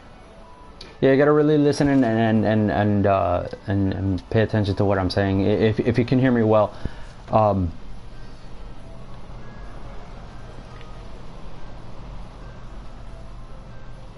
Oh yeah. I defended myself from the girl. I pushed the knife away from the girl. This was in real life. This was in college, but this was back then. This was a couple of years ago. And the girl said the girl said to me that she did not like my honesty. She because I was talking to another girl across the classroom, and then that girl when I was being honest with her, she then got this idea that she thought I was flirting with her or that I was into her, while the girl next to me said, you shouldn't be talking to that girl that way. And then she said to me, you shouldn't be talking to that girl that way, or I will do something to you. And then I was like, and I was like, what are you talking about? And then she's like, and then she said something like she yelled at me, and she looked at me. She's like, I cannot handle this. And like, I don't know what she said, but she yelled it out. And then she just came out. She pulled out a knife, and she goes like that. And then I look at her. I go like this. She was sitting right next to me on the left in college. I was sitting at a desk. She pulled out a knife, and then I go like that. And then the knife lands on my desk, and then it starts spinning. And then I'm looking at the girl, and then she's looking at me, and then she looks on the right, and then she looks back at me, and then she tried to grab the knife, and then like she tried to grab the knife, and then like I pushed it, and then she pushes my hand, and then the knife falls in front, and everyone in the classroom just pauses and looks at us. And at that moment, I said, and then I said, what are you doing? And she's like, I don't want to hear any more of your stupid words. And then there was a guy in the back of the classroom. He says, bro, you I don't care. You're some ghetto guy from the other world. And I was just looking at the girl. You know, I was like waiting to see what else she was gonna do.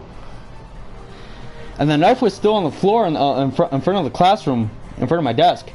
And then on the right side, the girl says, "Hey, what's going on? Hey, that girl's crazy. Don't talk to her." And we discussed, and then she tried to push, she tried to punch me, and then I pushed her hand back, and then like I moved back. I didn't want to hit her. And then there was a point in time where she got close. She tried to grab my shirt, and I punched her in the nose.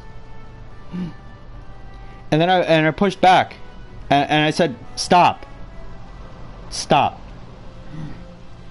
I said, "Stop." And they're like, "Why did you hit a woman?" And I was like, she pulled out a knife at me. And it's like, "I don't care. You hit a woman. It's wrong." And I said, "Okay, if you think that's wrong, did you see at the beginning she pulled out a knife and it's right there on the ground?" And then they're like, "There's no knife on the ground." And then there was one girl in the back, in the back of the classroom. She looks in the bottom. She looks at the bottom of the floor, and she says, "There's a knife right there. There's a knife."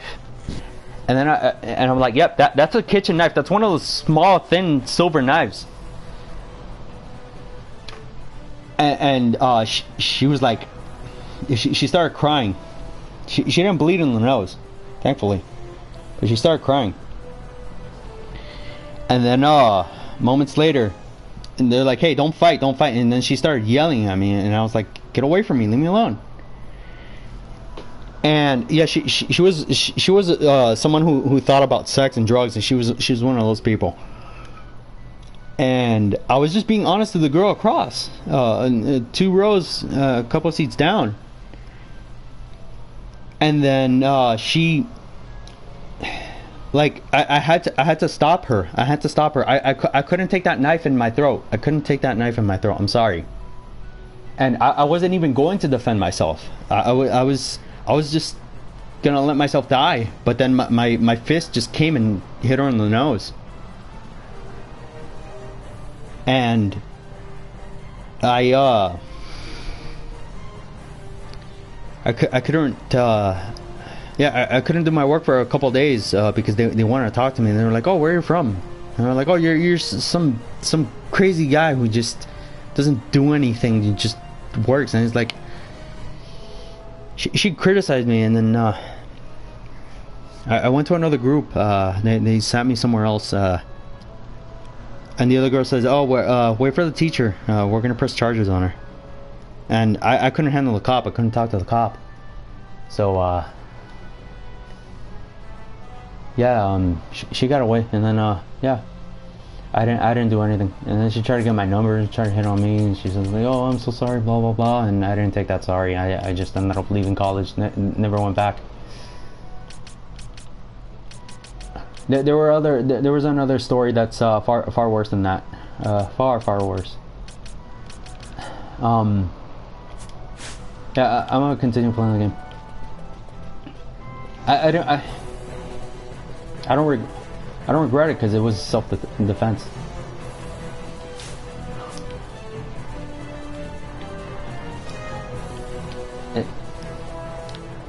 Yeah, she had a knife, a kitchen knife, one of those silver thin knives, and I don't know. What do you guys think? Did you think would you have blocked her or ran? I couldn't run because I paid for that college class, and the teacher was on the way. Was it a good idea to spook her?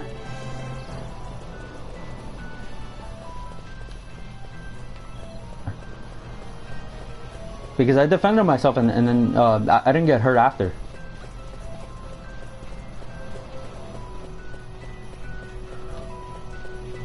Yeah, I couldn't date for a while. And then ironically, after her, like after the class, like the semester was over, I ended up getting a girlfriend, and she was, man, it was worse. It's a little worse. Yeah, yeah, that girlfriend was the one that had the car accident, and then she had a broken leg, and then I had to help her with the crutches, and then, yeah.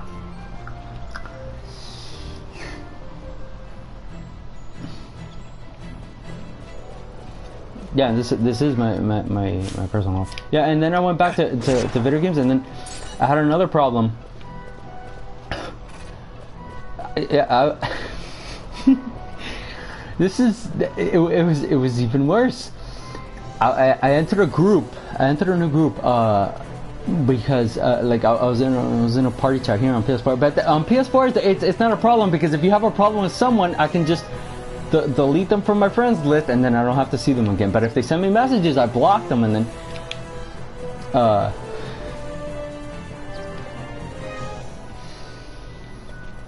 and I'm never around human beings in real life, other than my mom. I've been through stuff. This happened in 2016. I was in college. Yeah, Miami-Dade. Yeah, Kendall.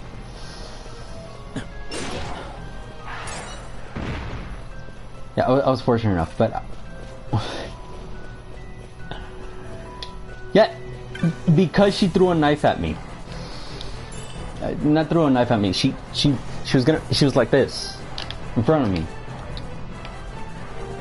And I know, yeah, I don't want to. Yeah, I know, I'm not gonna hit a woman. I would never hit a woman. But it was wrong to hit a woman. But this one in college pulled out a knife at me, a kitchen knife.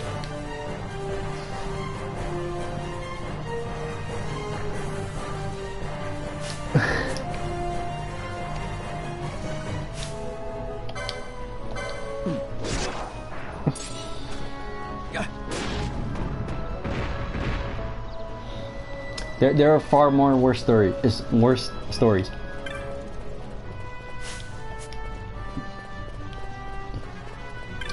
But my stories, after the worst, there was success.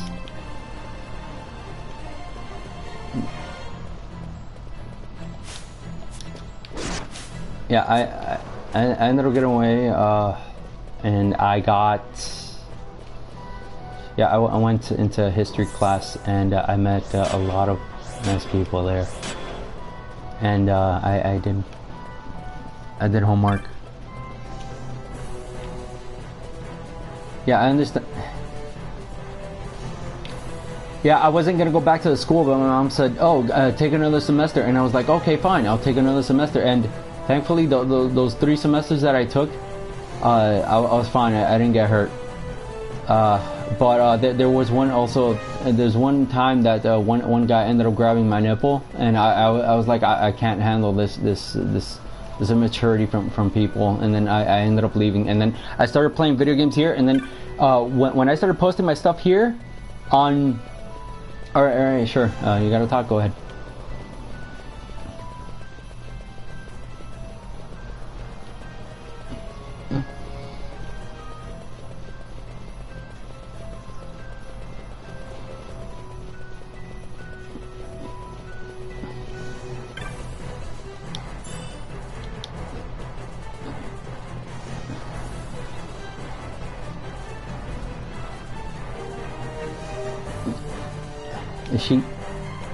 She was sitting in one of the desks in college, and then on the right, after she heard what I was talking about to one of the girls across, when I turned around and I talked to one of the girls, the girl to my left comes out, says some yelling. She yells at me, and then she I don't know where that knife came from. I think it was from her pocket or her purse. She took it out, and then one girl on my right says, "Hey, turn to your left." And then I go and I turn to my left, and I see her looking directly at me with a knife on her right hand, and she was like looking directly at me, and she's like, "You got something else to say, buddy?"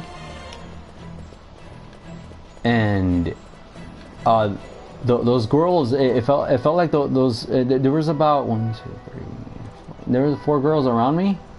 And I think they were all a group of like serial killers or something. Yeah. I've had something far worse. Well, that one was pretty bad because she came up to me. But I've had one time I was in my mom's country because my grandpa was like, I wanted to meet my grandpa, Oh no, not my grandpa, my grandma, because she was sick. She had cancer. She had the little hole in her stomach from smoking cigarettes. I met her, I spoke to her, and like I was thankfully I was grateful to meet her. But what happened was she was at the hospital for about a couple of weeks, and then she got what was it? Well, actually no, it was before she was in the hospital. I went there for 2 weeks, and one person there was my cousin was saying to me, "Hey, don't go outside." And I said, well, "Why?" And it was like, "There's a group of people there that you don't want to encounter." And then I said, "Oh, okay." And it was my cousin, my grandma. I was there with my mom, my older sister, and my other 2 cousins. I was there with like 4 cousins or so, and I think my uncle. We all walked into our house. We all went into our house, and we all locked the door. And then we opened up the window a little bit, and then we see a group of people just walking by. We see a group of people just walking by like this, just walking by. And they had these assault rifles.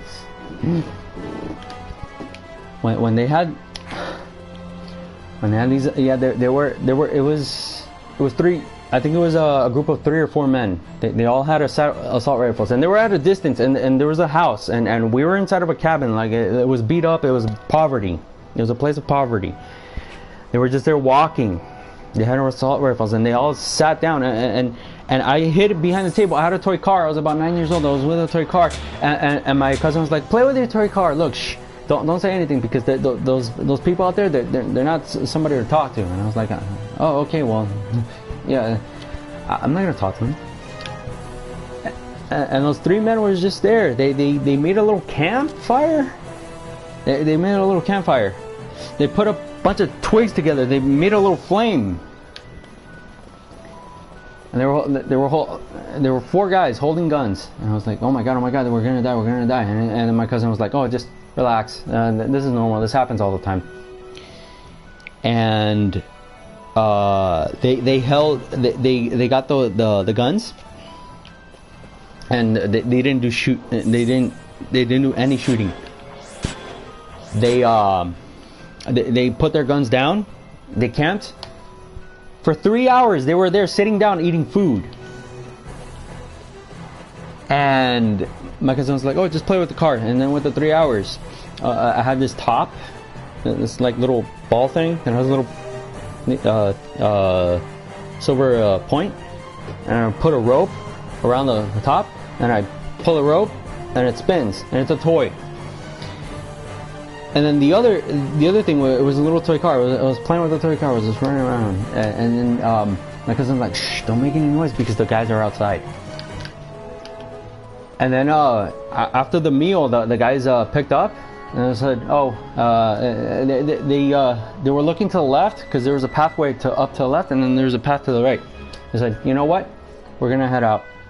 Let's go that way." So then I believe, I don't remember what path. I don't know if it was north or to the left, but I think they took the path to the left and they left. And nothing happened. And then they're like, "Oh, okay, we're all safe. They're all gone. We could go out and play." And then all the kids went outside with their bikes, talking shit, and they all played and they all had fun. And the guys with the guns, they didn't kill anybody. And that was much more dangerous than the girl with the knife. But the thing is, the girl with the knife, she actually came up to me and tried to kill me. The guys with the guns, they were just there eating. They were eating fun. They were eating, and they were doing stuff. Yeah. And then after that, yeah, I've had. I don't know if you want to hear my rising stories, because I have stories from. Yeah, like it goes from a gun to applauding. But there's more in between the college story and the other story. There was one. There was one where let's see, I was in a. Oh, you don't want to hear my rising story? My rising stories are the stories that people clap about. That it goes from boo to yay.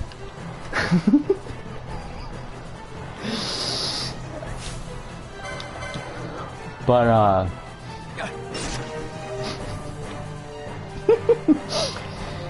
I've had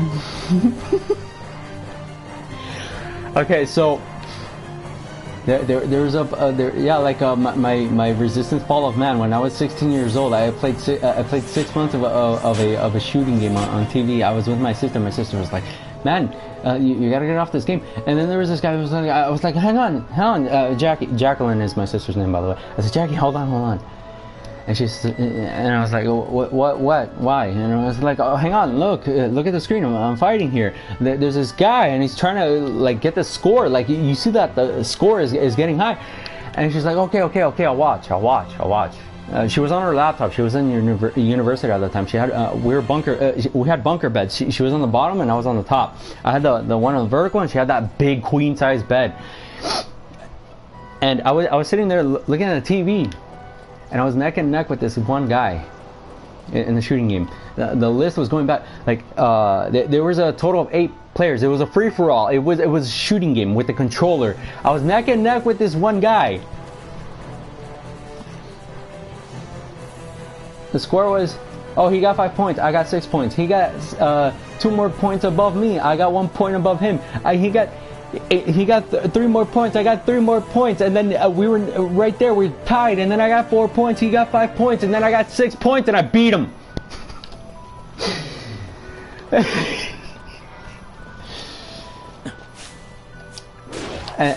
and then the guys. I remember this was on PlayStation 3. I was console gaming. This was on PlayStation 3 with a Bluetooth headset. I hear some, "Fuck you," while the others, "Great job." And then it was like, oh my god. And this one other guy, "Fuck you." They're all like, "You stupid bitch, you suck." And then the other was like, "Hey man, that was close." And I think the opponent said to me, "Good game." Yeah, it was all boo. And then it was like, yay. Here's another one. I was hold on, I was in high school. All the teachers said I was in what was it, second period. My teacher said second period. My teacher says, "Oh, I don't want you to go to math class." I said to her, "Why?" And it's like, you're such a lazy slacker. All you do is just sit here and look at a pretty girl." And I said, "No. I don't care about doing paperwork." And she's like, "You know, you're a slacker. We don't need slackers in this place. If you're not gonna do your work, I don't want you here." And there were times where she said, "Look, you're not gonna go to the bathroom because you didn't do your exam."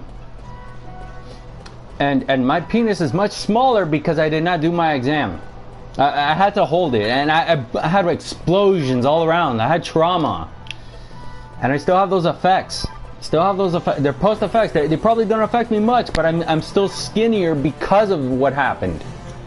Yeah, and I've gone to the gym. I've tried to fix it, and I don't even bother because I have more energy without the gym than I do with the gym.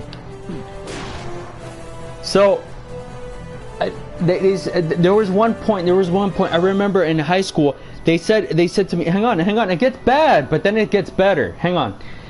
There was one point in school when I was in 5th period. I took an English class. One teacher said to me, "Okay, so we're gonna do a project. It's gonna be worth 6 grades. However, if you do not do those 6 grades, you're not gonna pass the class, and you're not gonna move on to 10th grade." And it was in my freshman year.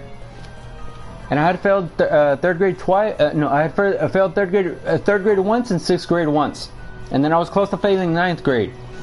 Hang on, it gets really bad, but then it gets really good.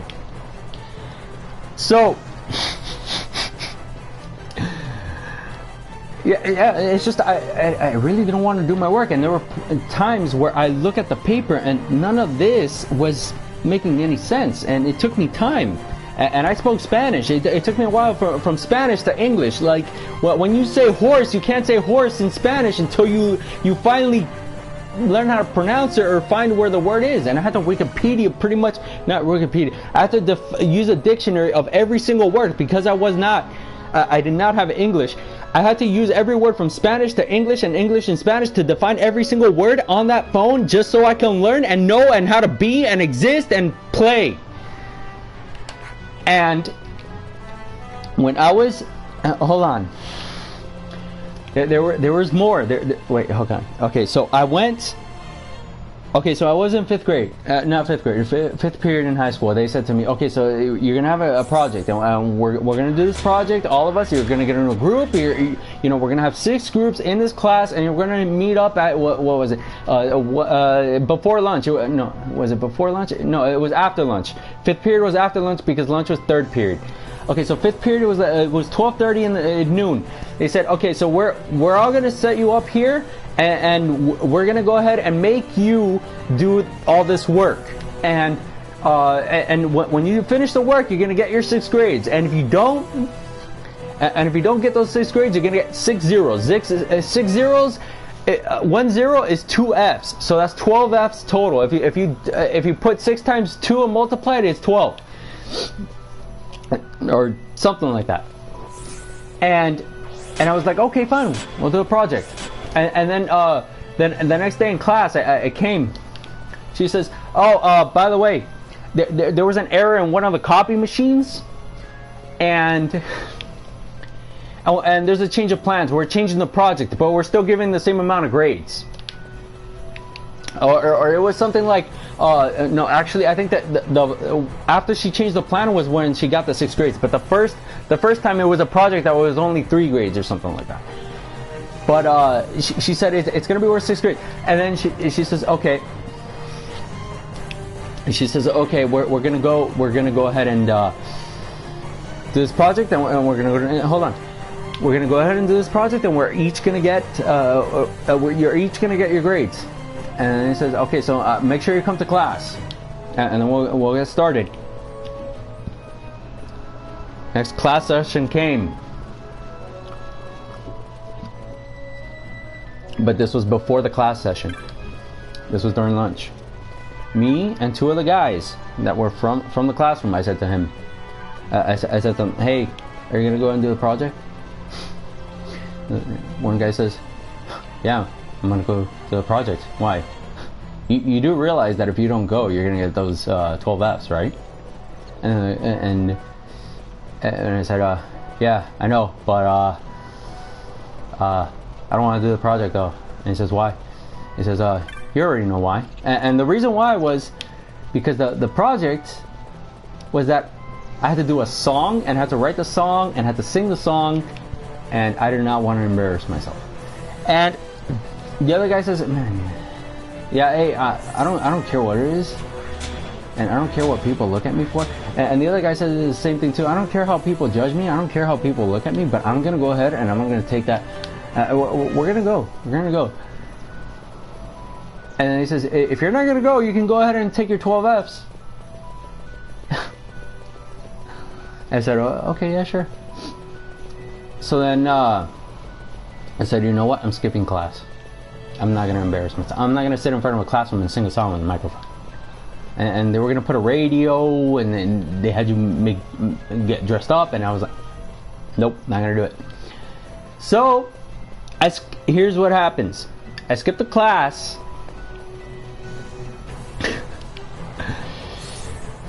Okay, I skipped the class.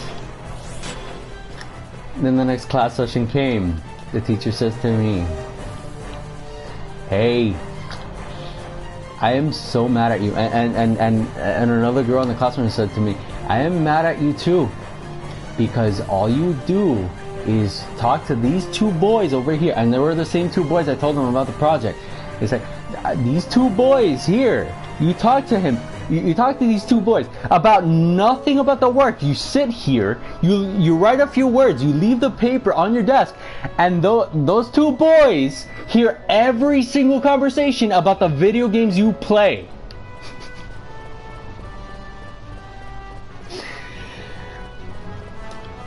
And hold on. The teacher says, you know what? Yeah.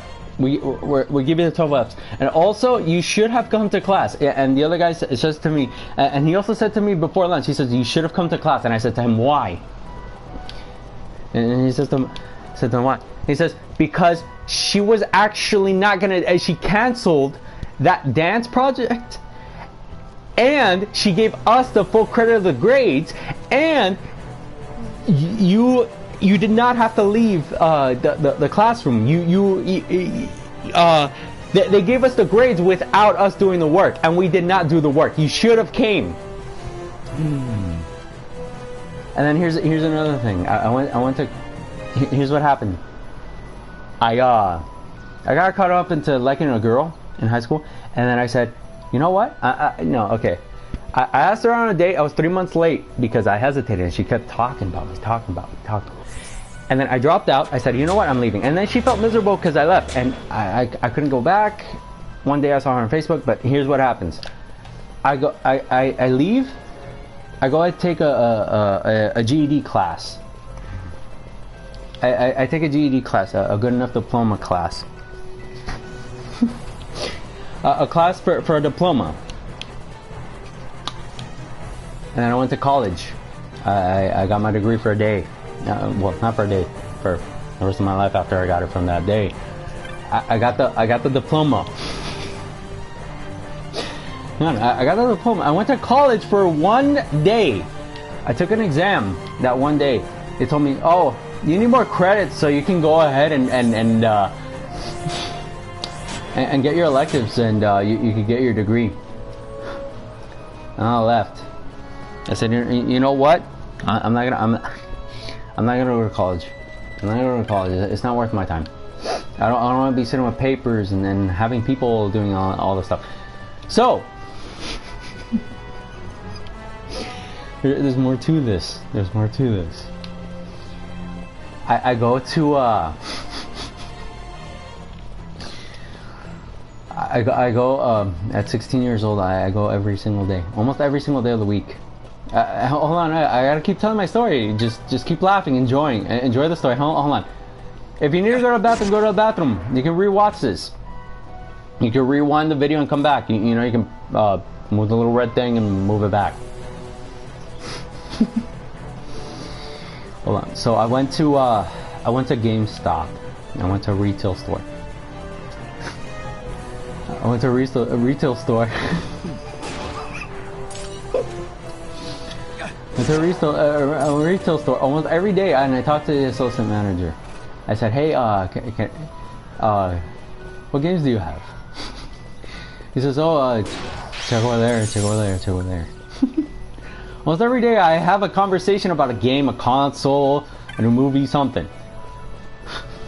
And I bothered them almost, they said I bothered them almost every day, but I wasn't a bother. However, there was a point in time where I kept going to GameStop almost every single day just to talk to them. Because I had no friends, I missed the girl in college, and then I grew stronger. Like I didn't even feel any emotion after all the bad feeling went away. And I went almost every single day. And then one guy, one associate new manager, he comes in. One is what is it? Game Advisor, which is the lowest ranking in the GameStop store. They call them Game Advisors. Those are the people. Those are below the assistant manager.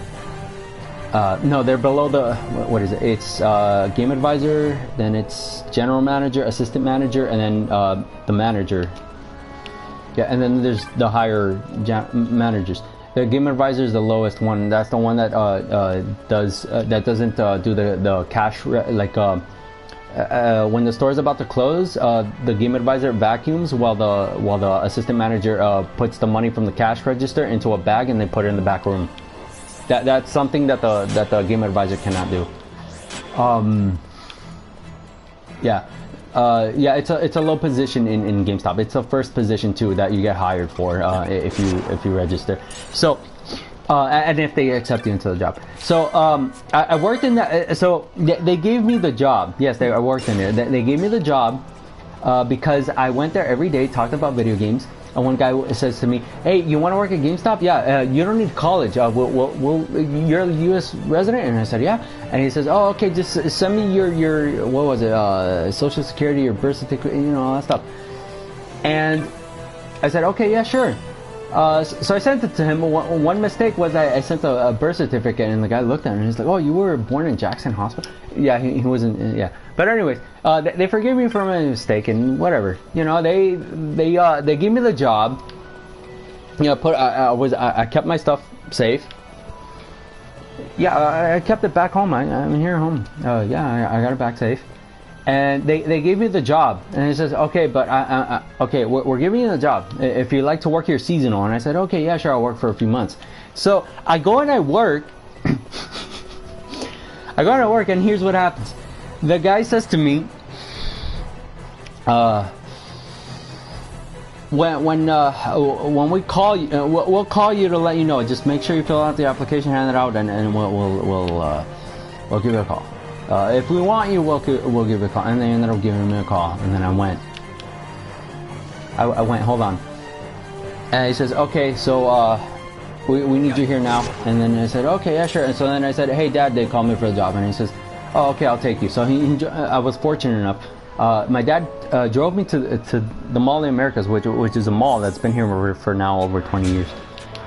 I go to the mall. I go to the mall, and I go to the store, and he says, "Oh, okay, welcome. And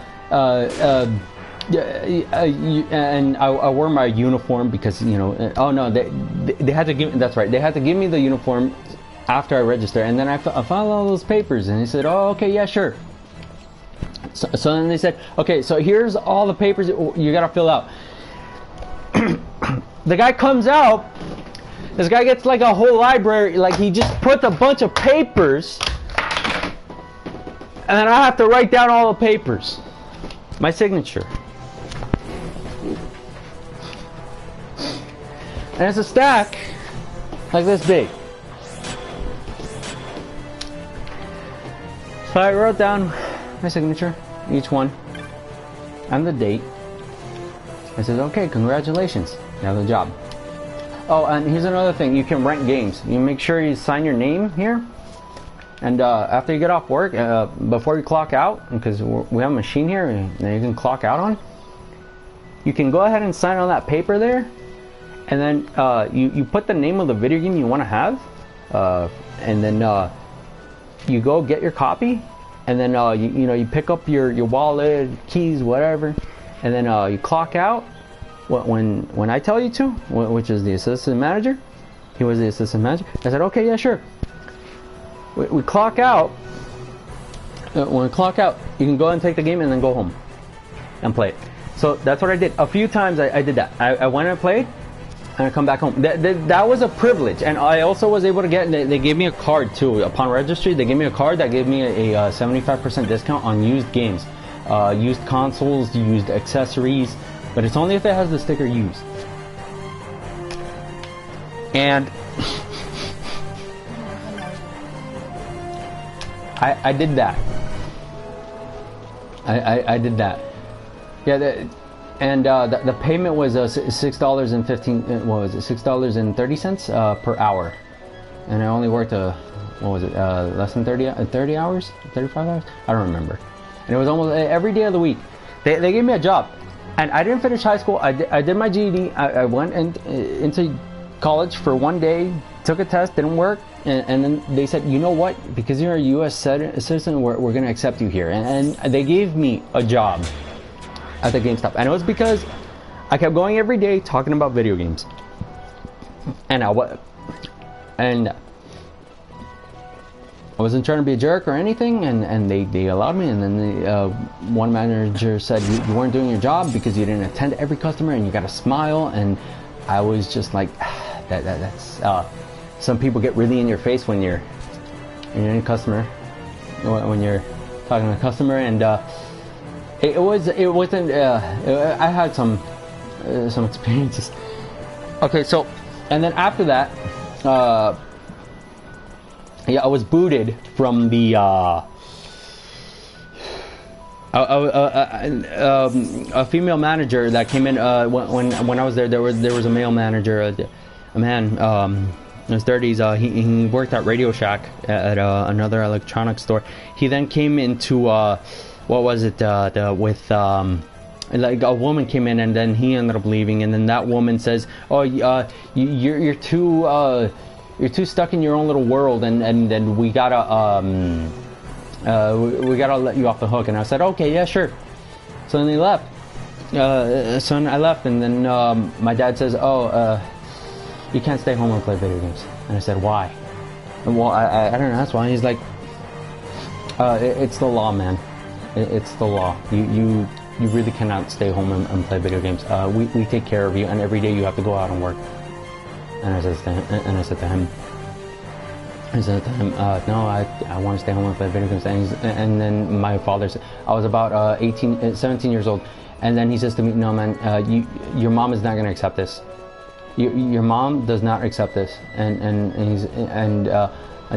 My dad said, "You're getting older, and you gotta get a job." So what he ended up doing was, when I was sitting down playing my video game on my bed, he walks into my room. He's like, "Oh, you're gonna get a job." He grabs me by the arm, and then he drags me out of the house. And he opens the door. He opens the rail. He opens his car. He puts me in the car. He puts my seatbelt on. He drives me to the Publix by Tropical Park, only a few miles away, only like 40 minutes away if there's no traffic. And then he takes me to Publix, which is a grocery store, that sells milk and eggs and cookies and donuts, and a grocery store. And he says, "Go and talk to your aunt." He says, "Go and talk to your aunt in the corner back over there, and go and talk to those managers, and get hired for the job." And I said to him, "Okay, I'm gonna go ahead and talk to them." And then she says, "You're getting a real job. I don't care what." And she says, "You're 17 years old. You're an adult. You're almost an adult now, and you gotta get a job." And I said, "Okay, yeah, sure." And here's what happens. I sign up for the job. The manager says, "Oh, you act like such a child. You act like such a child." And I said to him, "Oh." And I said to him, "Oh,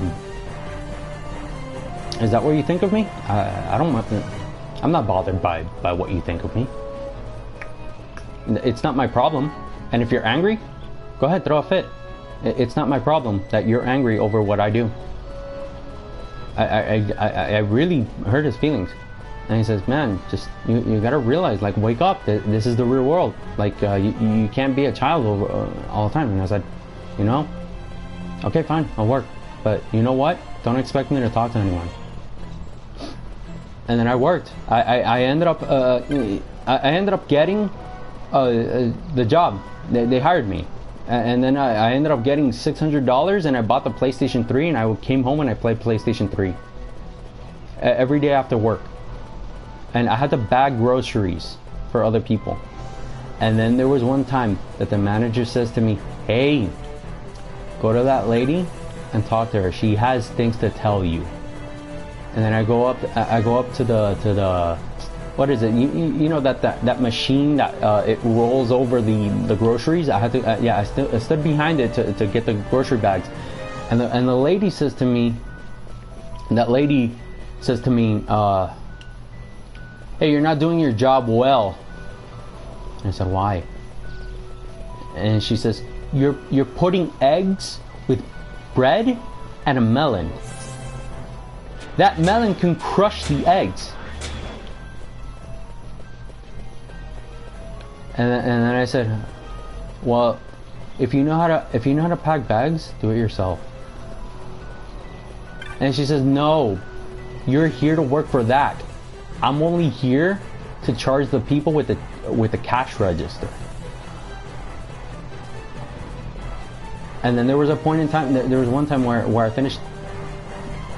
There was one time where she gets where I got what was it? I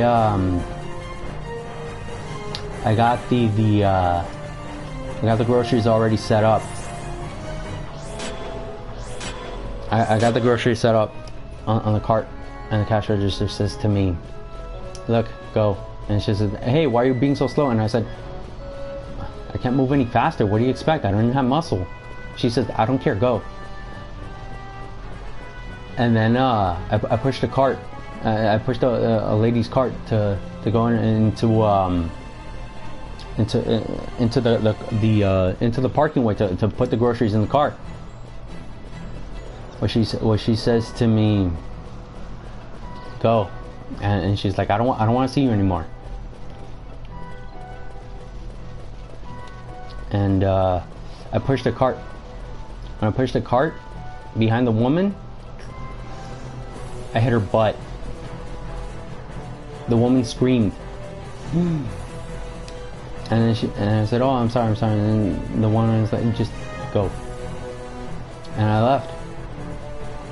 Yeah, and then it took me a while, but I had to register to exit the Publix, and I didn't get I quit the job after I accumulated money to buy my game. I ended up doing that, and then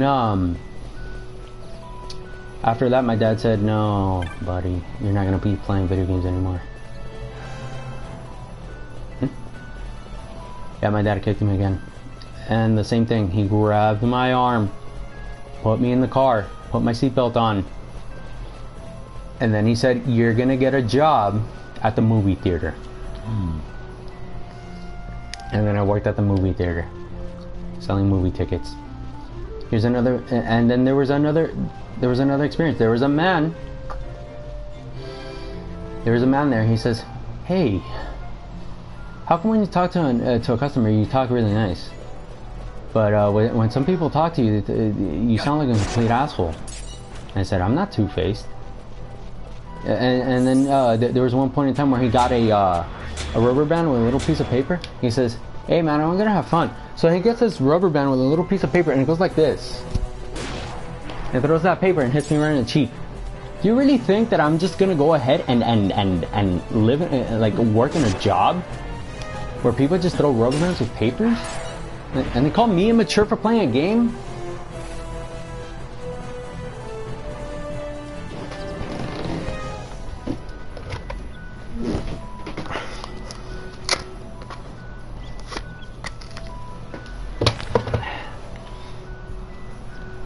Rewinding back to middle school, this happened. This card happened. I was punched and kicked a few times. And I'm not blaming people, but I'm definitely saying that this is something that happened to me in my past.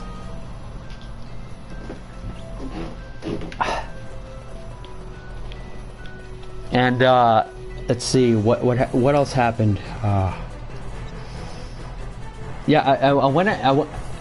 worked at the movie theater. I was 3 months in there, and then one of the guys says, "Hey man, when you're honest, you make me laugh, and I don't want to talk to you." And I left. I left, and I said, "You know what? You're gonna be a jerk, and I'm gonna leave." And then I went to college. When I dated the girl that with a broken leg, she wasn't all that nice. What she made me spend $500 on her rabbit, and I had to feed the rabbit. And that one guy that grabbed my nipple, those experiences I didn't want to relive, and I didn't want to relive. No, I didn't want to have bad experiences with other people, with new people. So I stayed away from them. I went home. And there was one time when I was honest to one of the doctors, and the doctor says, "No, you have schizophrenia. You got schizophrenia because you were born with it." And then he injected me when I told him that I didn't have schizophrenia before I played the PlayStation 1. And then it gets worse. It gets worse. After that, after my job in the movie theater, I got tired of my sister complaining of me being home every day. My sister my mom got mad at me. My father got mad at me. I didn't know who to trust, where to go to, where to talk to. And I I was in a hospital. I got hurt, sexually abused, and what happened was I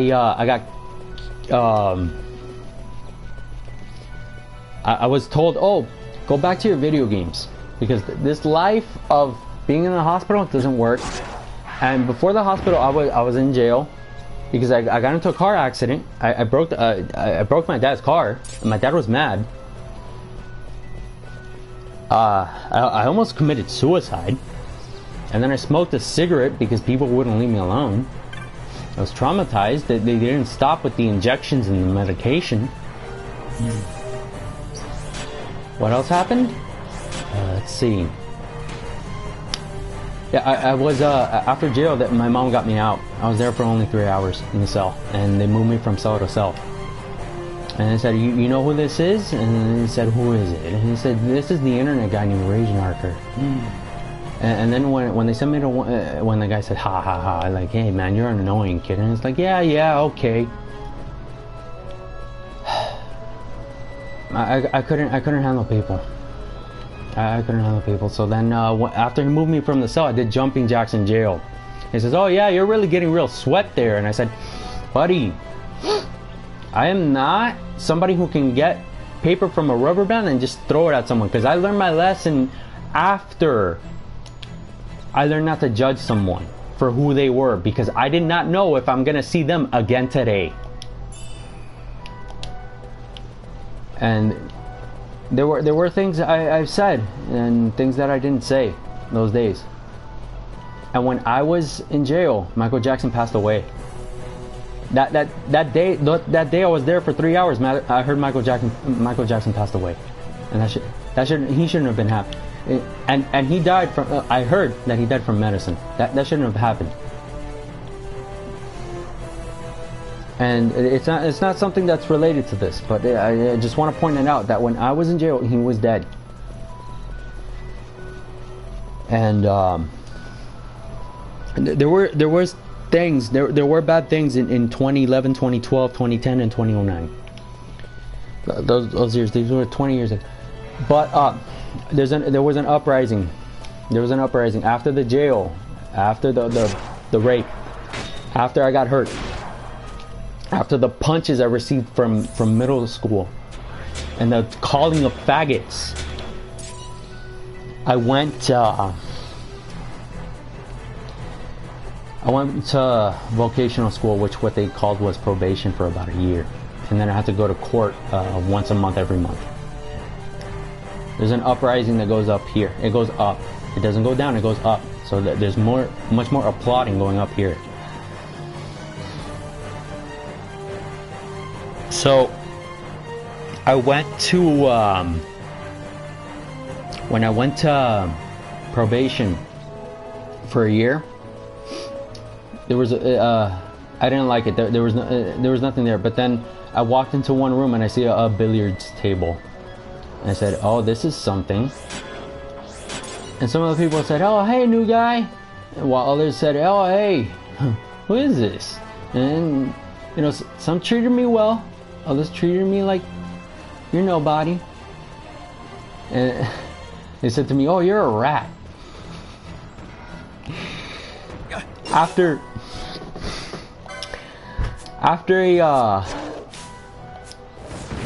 I saw that pool table, I went around asking. I said, "Is it possible to play pool?" He says, "Yeah, sure. Find an opponent, get that pool stick, and hit those balls with that stick."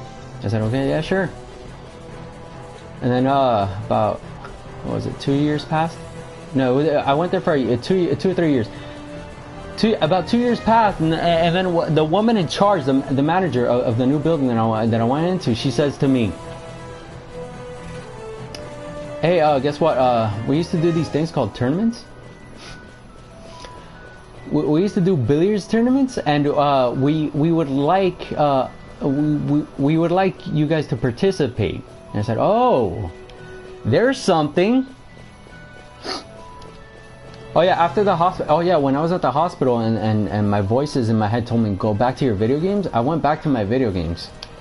but I had to do probation for a year while I was doing the video games. So I did video games, and then I also took a year break of playing video games, and then I went, and then I kept going with the billiards, the pool, shooting pool, billiards. I went into that, and then when the woman talked to me about tournaments, she says, yeah, we're gonna hold tournaments. It's, I don't remember. I think it was 3 months. The day she talked to me was about a month or two, maybe 3 months after, to sign up. Like I had to wait 3 months because she had to set it up. I said, oh, okay. So then the months passed, the days passed, and she said, sign up for the. She said, okay, we can all sign up now, so you can go ahead. So I said, oh, okay, cool. I'm gonna go. And it was a tournament. It was 3 matches of billiards. You win the 3 matches, you become the champion. I said, okay, yeah, sure. And I went and signed up. I don't think I was the first. Yeah, I wasn't the first one to sign up.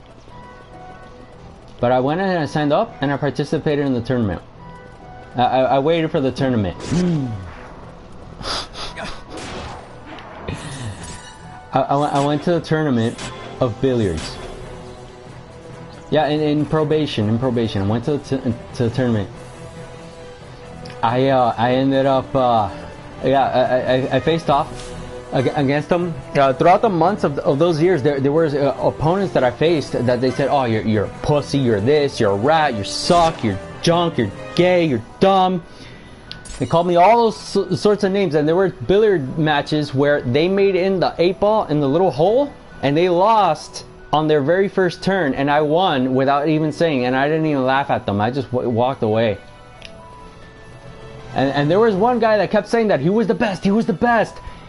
Same thing happened to that guy, to the other guy that bullied me there, and there were quite a few there, and there was a lot of opponents, both male and female, but the males were the ones that were like, oh, you suck. And I beat him. And when it was the tournament, I got into the semifinals. I won the first match, fair and square. The second match came. I won. I made it to the championship, but I lost in the championship. And he said, you know, this was a lot of fun, and there was a lot of people. There was more people in the first tournament than there were in the second and the third and the fourth, because you know how it is with video games. Everybody likes the first one, and there's always a group of people to make the first video game or the first movie or the first TV show of something, and then when the second one comes out, they say, oh no, it sucks, we want the first one again. And then 20 years down the road, they say, we want a reboot of the first one, the first game. That's how life is. That's how things are.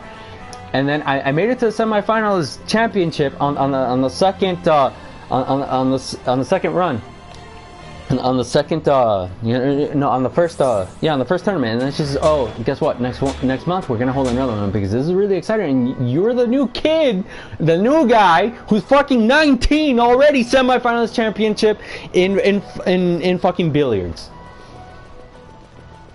And then I said, oh, okay, yeah, I'll be set for the next for the next tournament. The next tournament came. Yeah, days passed. The next tournament came. I said, you're gonna sign up? And I said, yep. I was the first one to sign up. I wasn't all that excited. I was still nervous from the first tournament, but I went. And I signed up. Tournament came. It was my turn with my teammate. It was a 2 versus 2. That's how it was with the first tournament as well too. It was 2 versus 2, and I was partnered up with a teammate that one of the managers of the place signed them up for. No, I didn't get a job. They then held clubs to get a job, and I took therapy in there, and they made me play Uno, play these card games with color, with numbers, signs, and I didn't have fun. It was great, but I didn't have fun.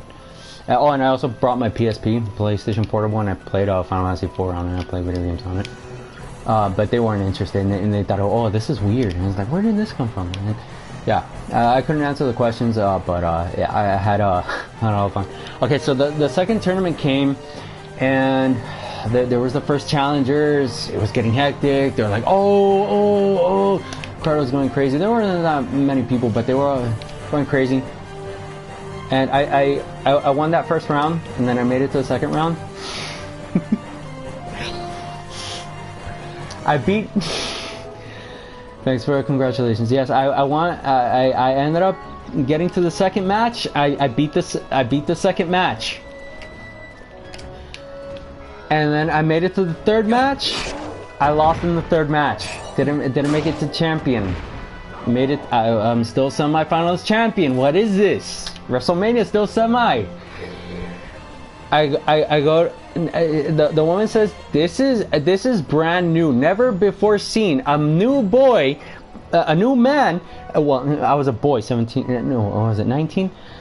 A new teenager makes it twice in a row to the semifinalist championship, and he won fair and square. Nobody let him win. She says, "You know what? I don't believe this bullshit that you're doing to me. I really don't believe this bullshit. I don't. We're gonna have another tournament next month."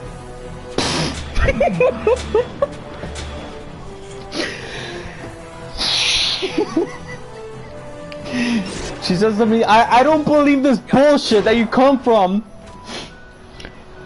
A fucking girl that you punched in the face, who had a knife, you go to jail. You hit a girl with you hit a woman, a 40-year-old, a 30-year-old woman in the ass with a cart. What is it? You get slapped in the ass in your house by invisible forces. You get raped in jail. You cry like a fucking baby. Let's see what else. You go to court every day. You called lazy. You get yelled at. Your mom judges the fuck out of you. Your dad grabs you by the arm and takes you to a job you don't want. You get kicked from fucking I got kicked from Twitter in 2016. I got kicked from Twitter. and let's see what else. Oh, here was another thing too. Oh no, but this was much further down. I'll say this at much further down. Oh, in 4th grade, I won a chess game against the champion in chess first try, and I had no opponents before me. This was like, we're participating in this tournament, and you're gonna go against the champion.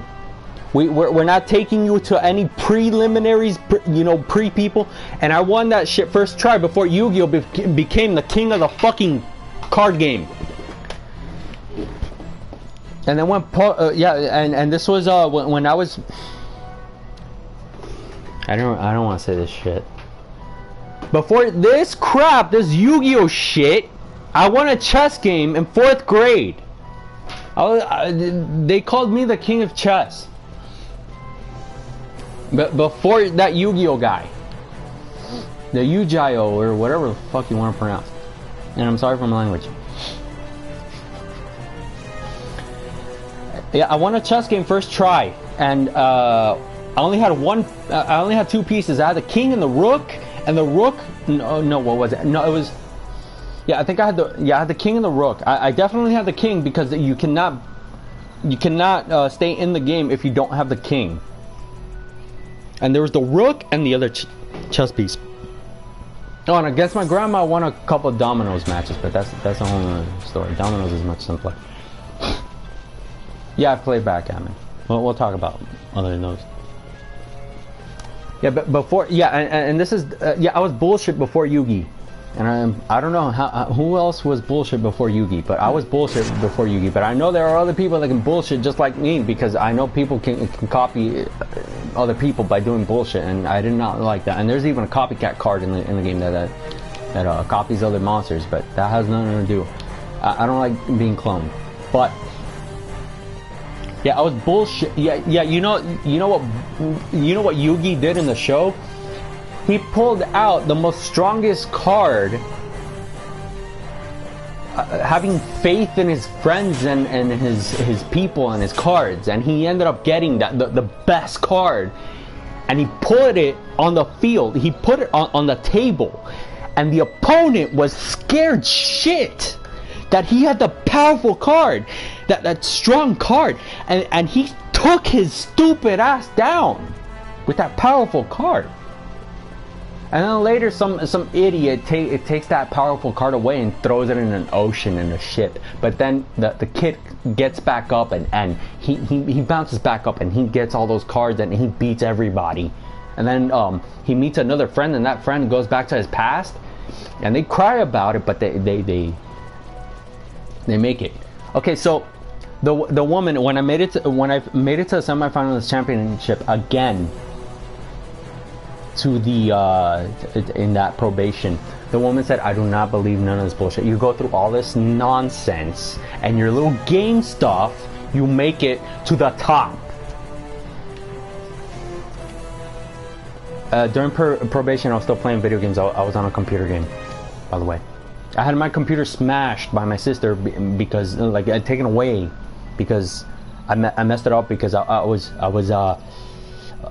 got overexcited and I don't know what made me get angry. I grew out of anger. But I was on a computer game and I was killing monsters, and this right here, all that 99 was what I was going up to, and even further. Not just that 99, higher than that 99. I go, yeah, and then I went. Okay, so the woman says you went through all this stuff, and in games you're glorious, and she could not believe it. She could not believe it. She's like, how do you go from jail to semifinals champion twice? I don't believe it. So I go. She says, we're holding another tournament because this is completely insane. This is unbelievable. We're holding another tournament and we're gonna see if you're lying about what you did. And I told her, I said, okay. I wasn't gonna fight her. I wasn't gonna hurt her. She was tall. She was like 6 feet. She was huge. She was pretty though. She black hair, dark brown eyes, white skin. Yeah, she was like supermodel. Yeah. And she was a part of the like she was like a cop or something like on the side. Yeah, she was manager of the location. And she says, this is incredible. And she's like, I'm a fan. And what happened was she says, I don't believe this, so we're gonna hold a tournament. And so the tournament comes. We finally take the day. We take the tournament. I take the tournament. Okay, the days come. The tournament happens. I was the first one to sign up. the first one to sign up. We going to participate. Same thing. The same rules. The rules did not change from the first one up until now. The rules have not changed. The only thing was that the people changed it, and some of the people came back because they could not believe that I was in the second semifinals twice. They came again. The first round, I passed. Second round, I passed. Third round, I didn't pass. Semifinalist champion again. And then the woman said, if you're this good, I want to see that I want to see your body as this, with this number 1 right here on a t-shirt.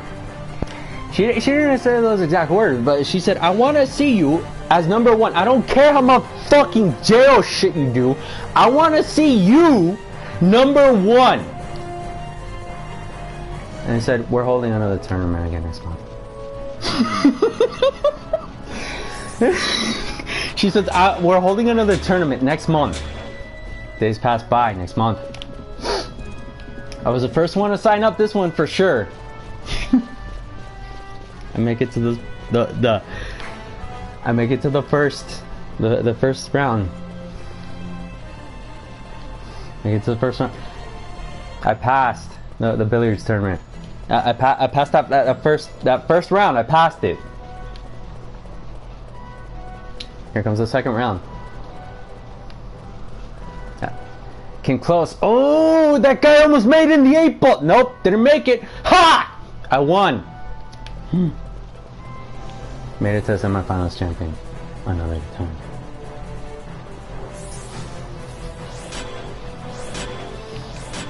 We're neck and neck. Oh, he shot the ball. Oh, I shot the ball. Oh, he shot the ball. Oh, I shot the ball. Oh, they shot the ball. Oh, he shot the ball. It was 2v2. Rules did not change. Oh, he shot the ball. Oh, I shot the ball. Oh, I shot the ball. Oh, he shot the ball. He won. I'm semifinalist champion.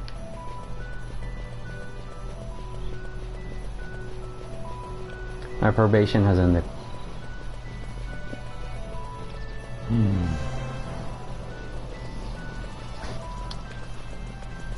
You can still join tournaments, but you only have a month left.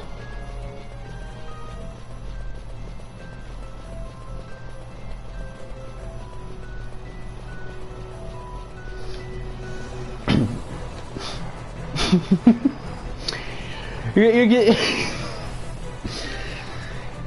You can still. Yeah, you can still join tournaments. You can still participate. Yeah, thank you. But you only have a month left of probation, buddy.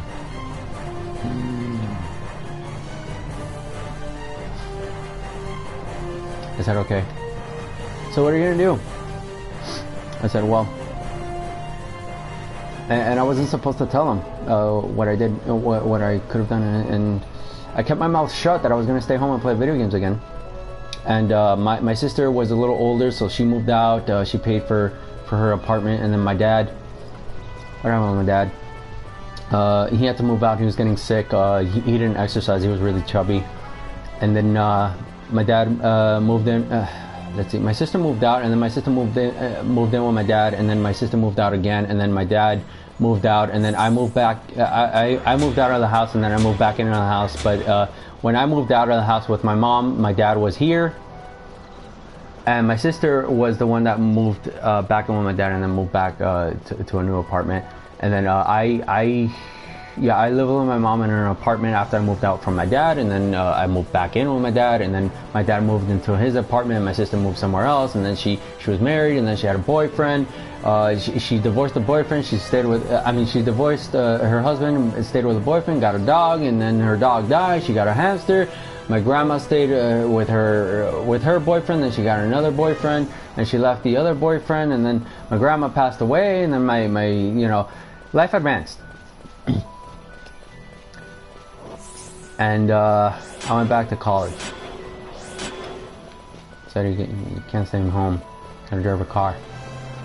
They said, but we don't trust you because he took the keys and he stole the car and he crashed it. But that was before probation, and I go to college, and I said, man, you really know how to waste your time just playing video games.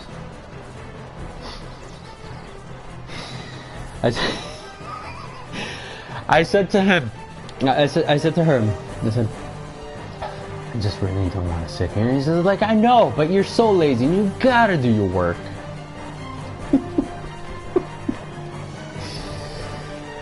So sad. And when I went back to college, I said, you know, I can't handle this. I really can't handle this. So I left college. I didn't have any complaints. Nobody tried to pull a knife on me. Everything was fine. It was great.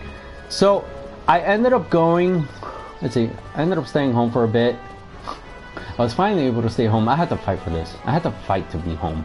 Can you believe that? I had to fight to be home.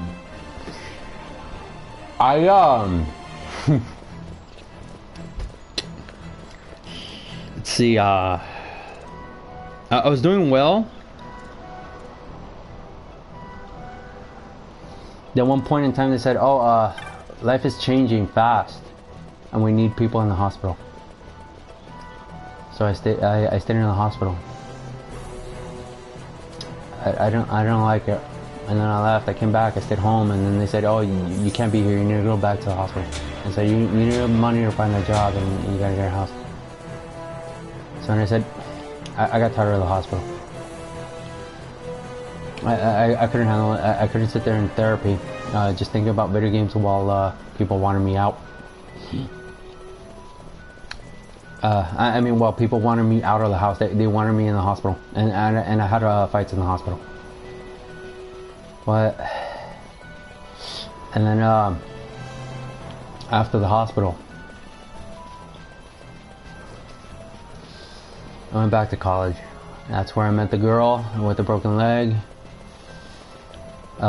She didn't mind that I didn't have a car. I dated her for 3 months. Oh, and when I was on probation working on the computer game, I played about 4 games. I was on the rank list of 4 games, top 500 players, each of the 4 games.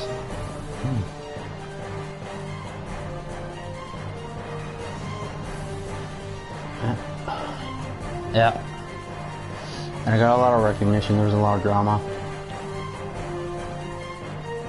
Yeah, time passed very fast for me. And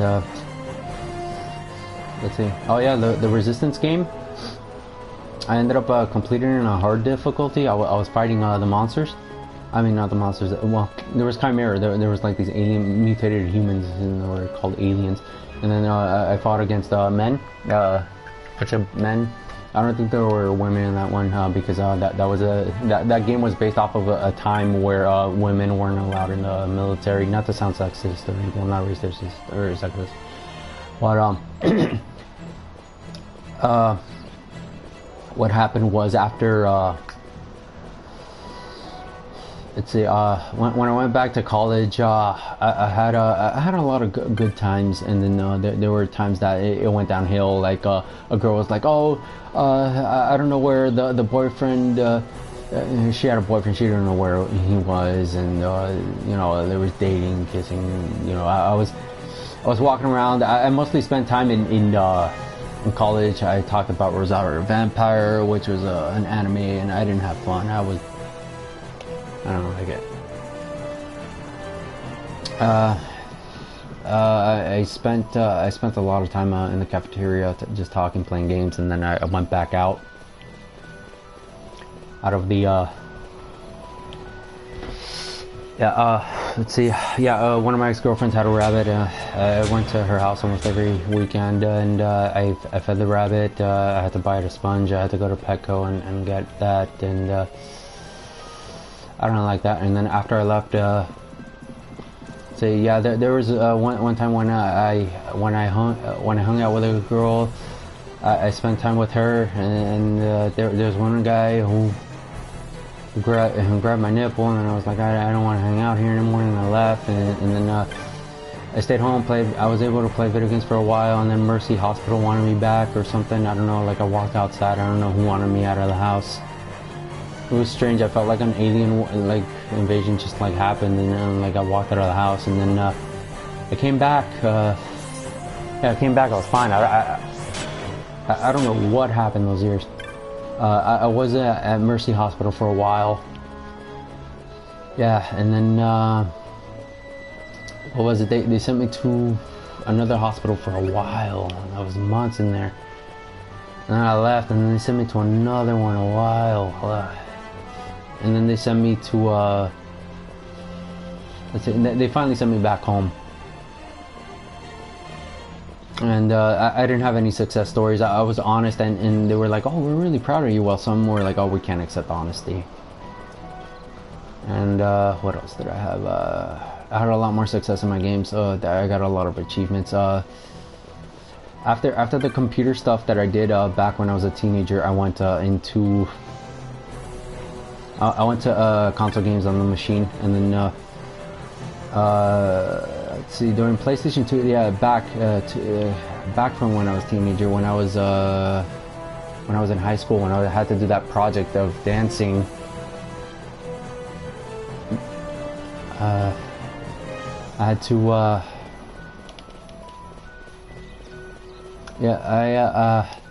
I played a video game on screen where I got on-screen achievements, and then way after in 2014, I went with my father to a retail store, and I got a PlayStation 4, and then they started doing achievements, parties, and then I did that. And then up until 2016, from 2009 or 2011 or 2010, up until 2016, I was on Twitter and I was on PlayStation 4 at my house. And from Twitter, I was posting. I was doing some volunteer work too. I was inside the house and I was also outside the house. And I did a couple trips to my dad's house, to my grandma's house, to my grandpa's house, to the grocery store, to a Taco Bell, to a KFC, to a Dunkin' Donuts, to another restaurant called the Dogs. And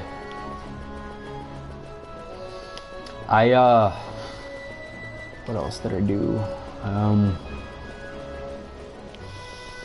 Yeah, I've been to McDonald's, I've been to Burger King. I started doing when I came back home. I started doing the achievements, like on screen, those stickers that say trophy, and then when I press button, it goes back into the notification stuff. I went and did all that stuff, and I had a lot of fun playing billiards. Oh, and I got back into billiards, and this time I made it to professional difficulty. I did all the challengers in amateur. Yeah, and I picked this up a couple months ago. I beat all the ones in amateur, semi-pro, amateur, rookie, semi-pro, and 3 in pro. I have 2 more challengers ahead after I beat that middle one. Yeah, so I got my professional thing, and I ended up getting a bunch of achievements. Like every now and then, I would receive an achievement, and I did 100% on most of the games. After the computer games, I went on to console. This was when I was home from work or from school or from the hospital. I would continue working on these machines, and I would keep getting all these awards. And up until this point, I'm still. I got back on Twitter recently, and when it was 2016, a bunch of like horoscope and astrologers were asking me, "Hey, come to my website. I want you to read this info, and this advice is useful." And it's like, "Oh, I can use this," and like I kept going and going, and I wasn't into astrology. I didn't want to go. I didn't want to go, but they invited me, and I was like, I didn't need all this running around for. And then I finally came back and I sat down and I was happy to play. And then what happened was, from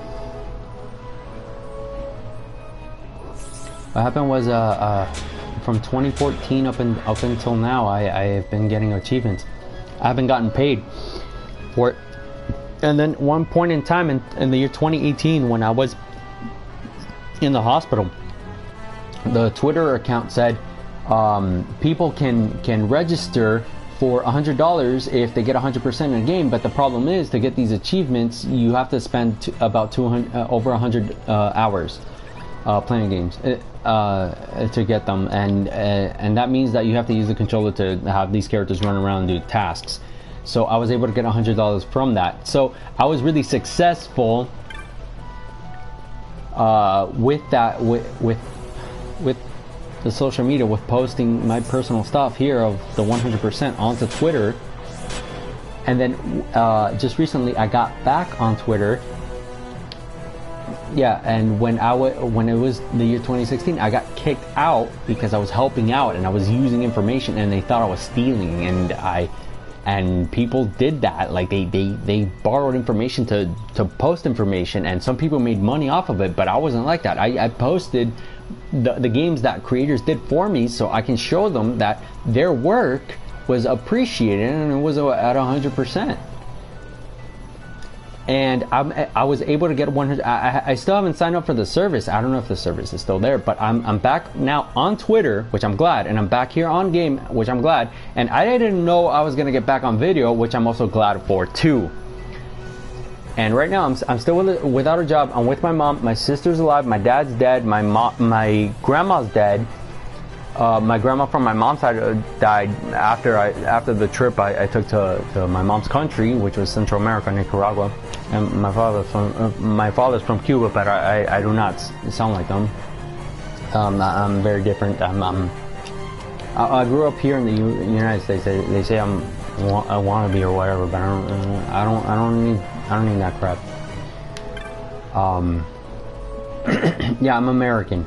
American Hispanic, but I'm American.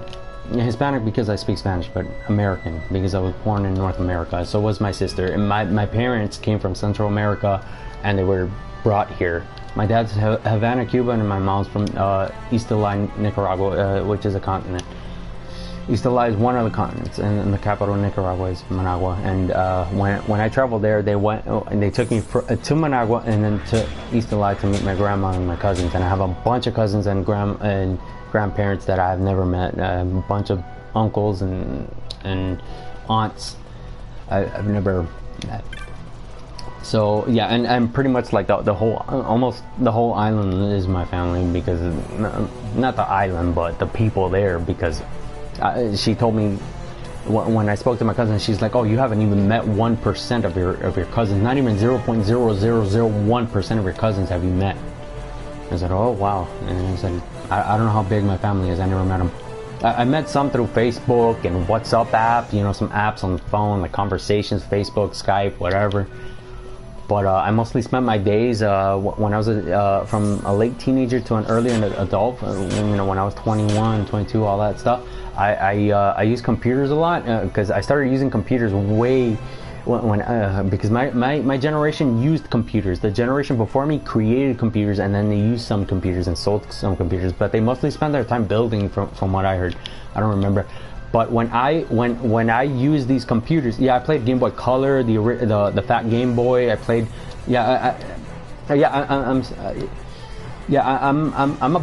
I'm in the phase where I should be getting into marriage, because I'm 30 right now, and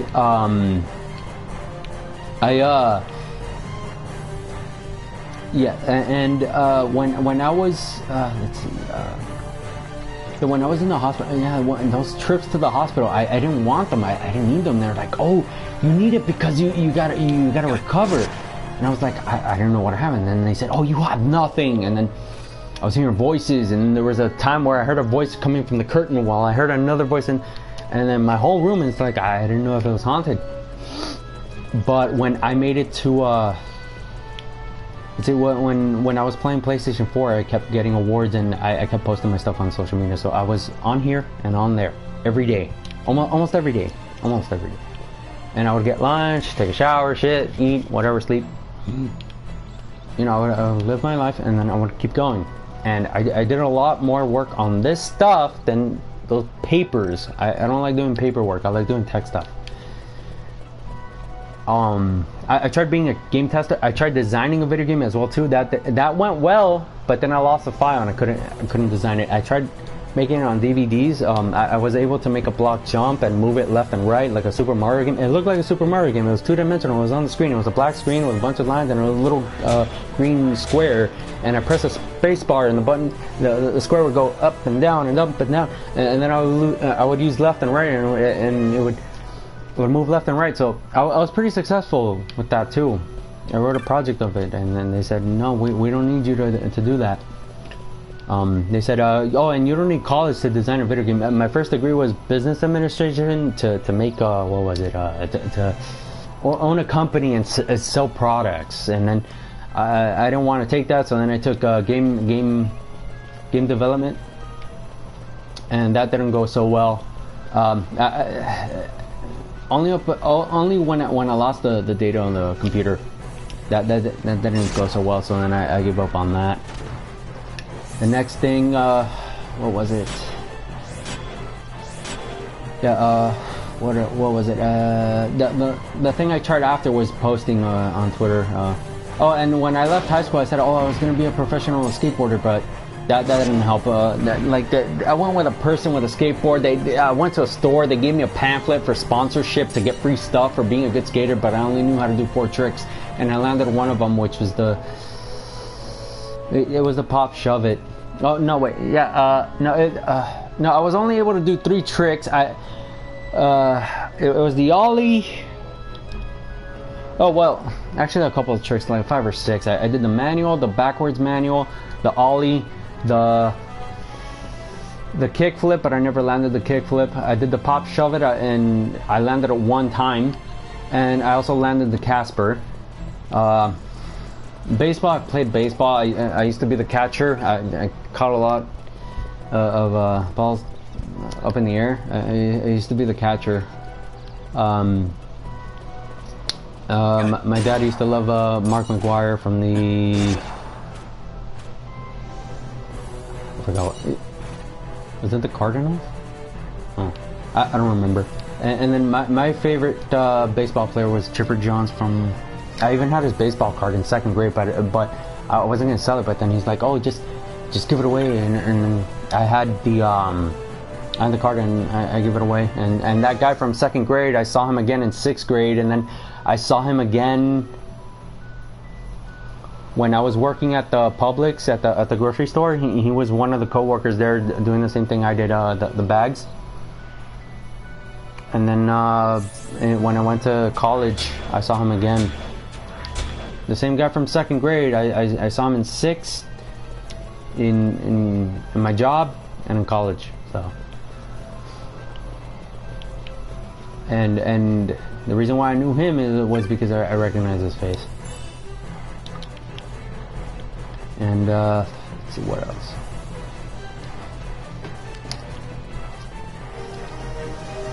Yeah, I went back. Yeah, on Twitter. Thank God. Yeah, I'm back home. I'm safe.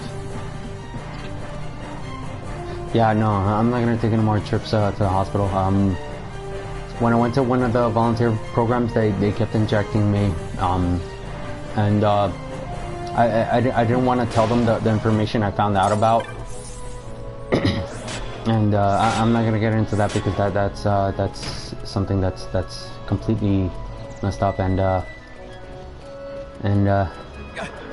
yeah, I was in jail when Michael Jackson died.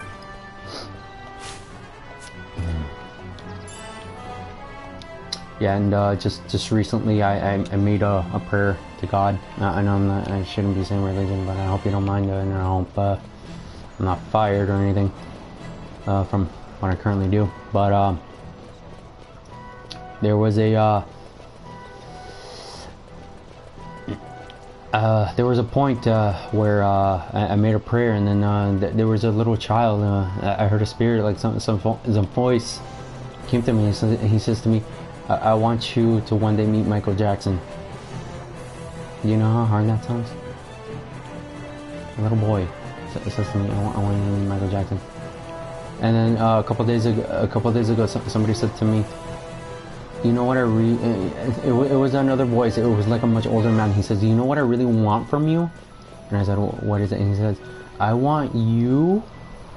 He said to me, I want you, Michael Jackson, and Britney Spears dancing, all three of you. And I said that. Yeah, and this is prayer. This is we're talking about, like, talk to God, you know. He said to me, I want you to dance with Britney Spears and Michael Jackson on stage. I want to see that shit. And here's something.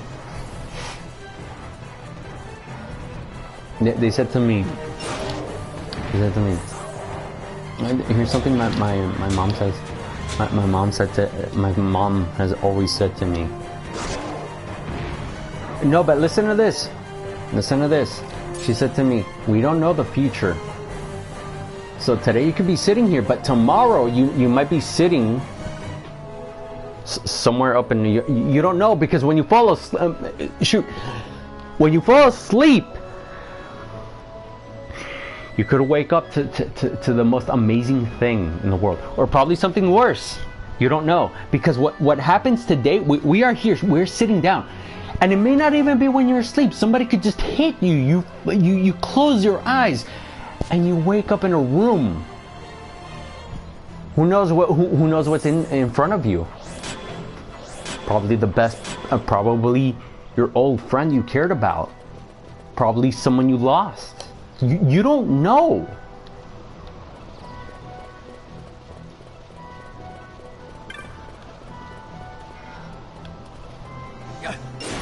Yeah, I heard voices in my head because I still have schizophrenia. They said to me, I want you to dance with Britney Spears and Michael Jackson. Oh, and another thing too, just before the downfall of Twitter, before the pandemic, before the earthquake, I was verified. You know what that verified on Twitter means? A little blue circle with the white check mark? That means that person on Twitter is famous.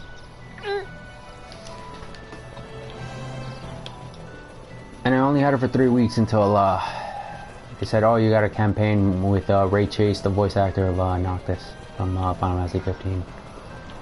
And this other girl there at the Square Enix building.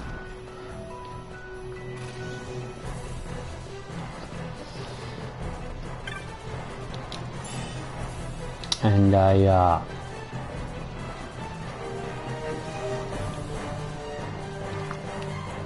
couldn't take it. I couldn't stand up. I couldn't get up from my chair and take the. I couldn't take it. They said you had to go to California and fill out a campaign. You get to sign some papers and they said that. No, I'm not gonna go anymore to the hospital.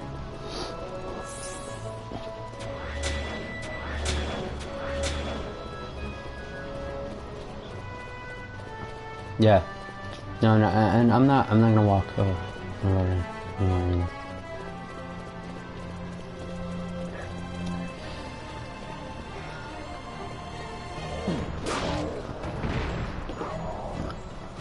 Yeah.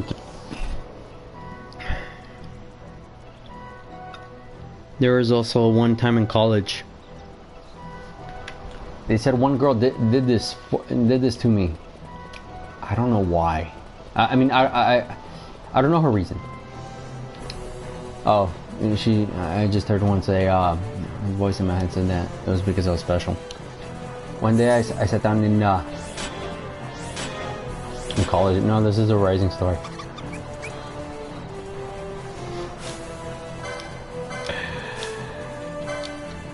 She says, I go to college, I go to math class.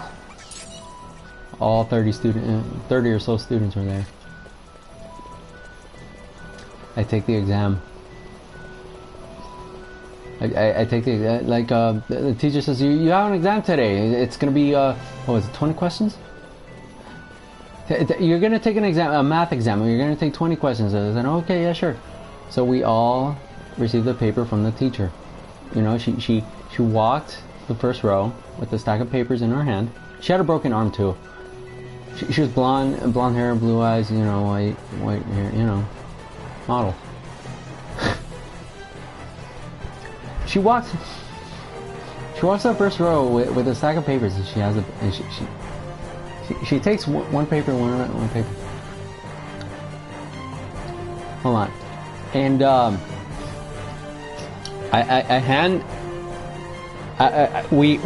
she hands the stack of papers to the first person in the row, and then that person grabs one paper and put it in.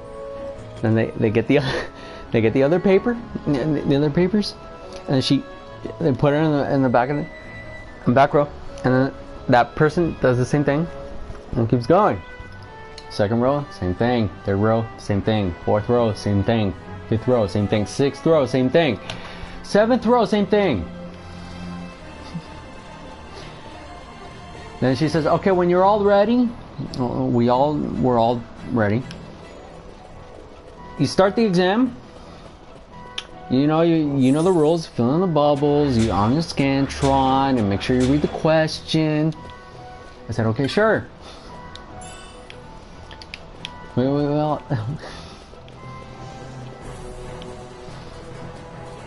we all did the exam, and then we all turned it in. About 2 weeks later, passed. 2, 3 weeks passed. 4 weeks passed. 2 weeks. 2 weeks passed. A woman, I mean the woman, the blonde with the broken arm, walks into the classroom, and she says, "Okay, so I've graded all your papers today." I mean, not today. I've been grading all your papers, And some of you are really successful while others of you have not been successful. And I've came across some of you I really have to talk to.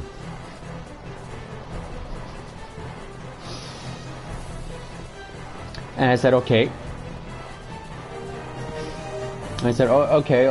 We all said, oh, okay, yeah. So she calls up, you know, the other student, and she says, okay, but there's one particular student that I want to discuss this information to, and we're all, you know, and before I speak to this one student, I want to speak to all these other students. And I said, okay, yeah, sure. So we're like, oh yeah, sure. So she went and spoke to each one. She pointed out everything, and she called me. She called me and she says to me, excuse me, are you Brian? And she said, you're Brian, right?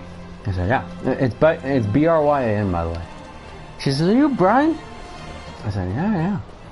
Picoa? And I said, well, she said Pico, but it's Picoa. I said, yeah. And then I was like, yeah. And she's like, did you have any sort of like calculator or paper around you or something when you were taking this exam? And I said, no. And she says, did you study for the test? And I said, no. And she says, are you sure? And I said, yeah. And she says, okay. Was there anyone around you? I said, just your classmate, just her, that person back there and that person back there. And she says,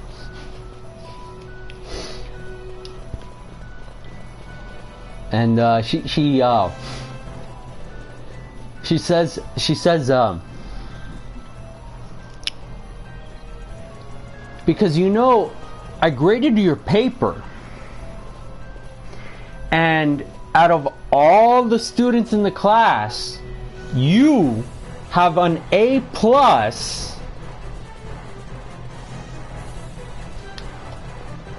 and it's a shocker because I saw you working on that paper, and you got that paper finished before anyone else. And I think you were cheated. And I said to her, no, I didn't cheat. So what did you do? She said to me. And I said to her, I'm not gonna lie, I guessed the answers. And she says, bullshit. She says to me, bullshit. And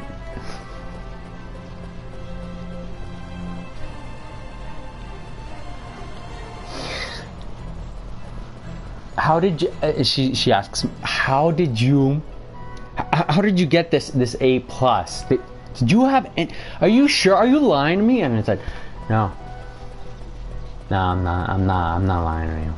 I'm not. And she says, can I check your bag? So I was like, okay, yeah, check my bag. She checked my bag. And the girl next to me, she says, did you give him anything for him to get that A+?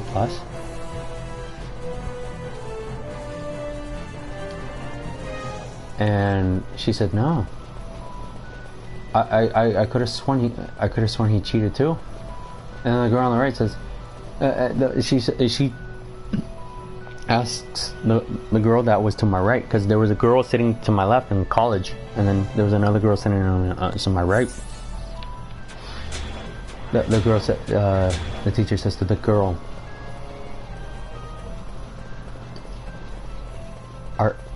did you do something to his paper? She's like, no, I didn't do anything to his paper. I was actually quite wondering,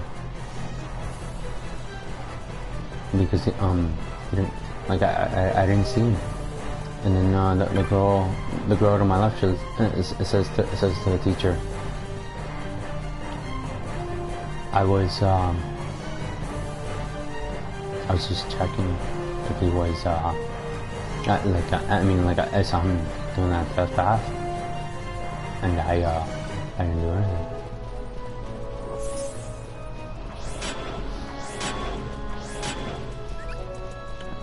And the teacher says, okay, well, she says, well, Brian, sorry, but you're gonna have to leave college. And I said, okay. So then she's like, just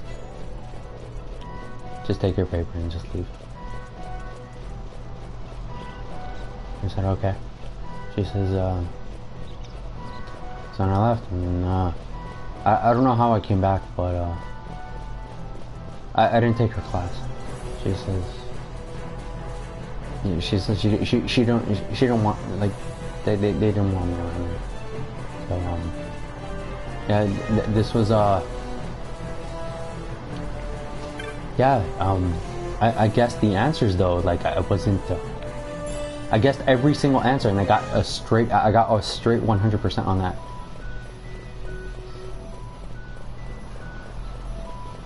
And there was more to this what happened, and just a couple months down the line, this was from today, going back a couple months.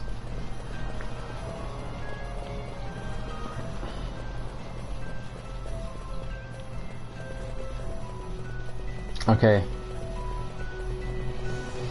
but this is something that's complete. This is. Yeah, I was told that too. That I made Yugi look like shit. But Yugi, I don't want to make him look like. This was something much bigger than just making Yugi look like shit. And this came away after Yugi, and this was something. You know, the game Mobile Suit Gundam. The game Mobile Suit Gundam Operation. There was a shop when I was with a group of about five people. They were let's see, one girl and about 4 guys. Two of the guys had this had something. I had one of each of the same thing. And one guy was like, if you get this thing first try, I'm gonna kill you. And when I played the game, I entered the shop, and it's well, he was very jealous of me. He said he says to me, I want bro, I will be so jealous of you if you get this. And when I went to the shop, the girl was like actually really excited, and she was like, oh, I'm thinking about I'm gonna see. And like she was like, oh, you can go ahead and check the shop, and the girl,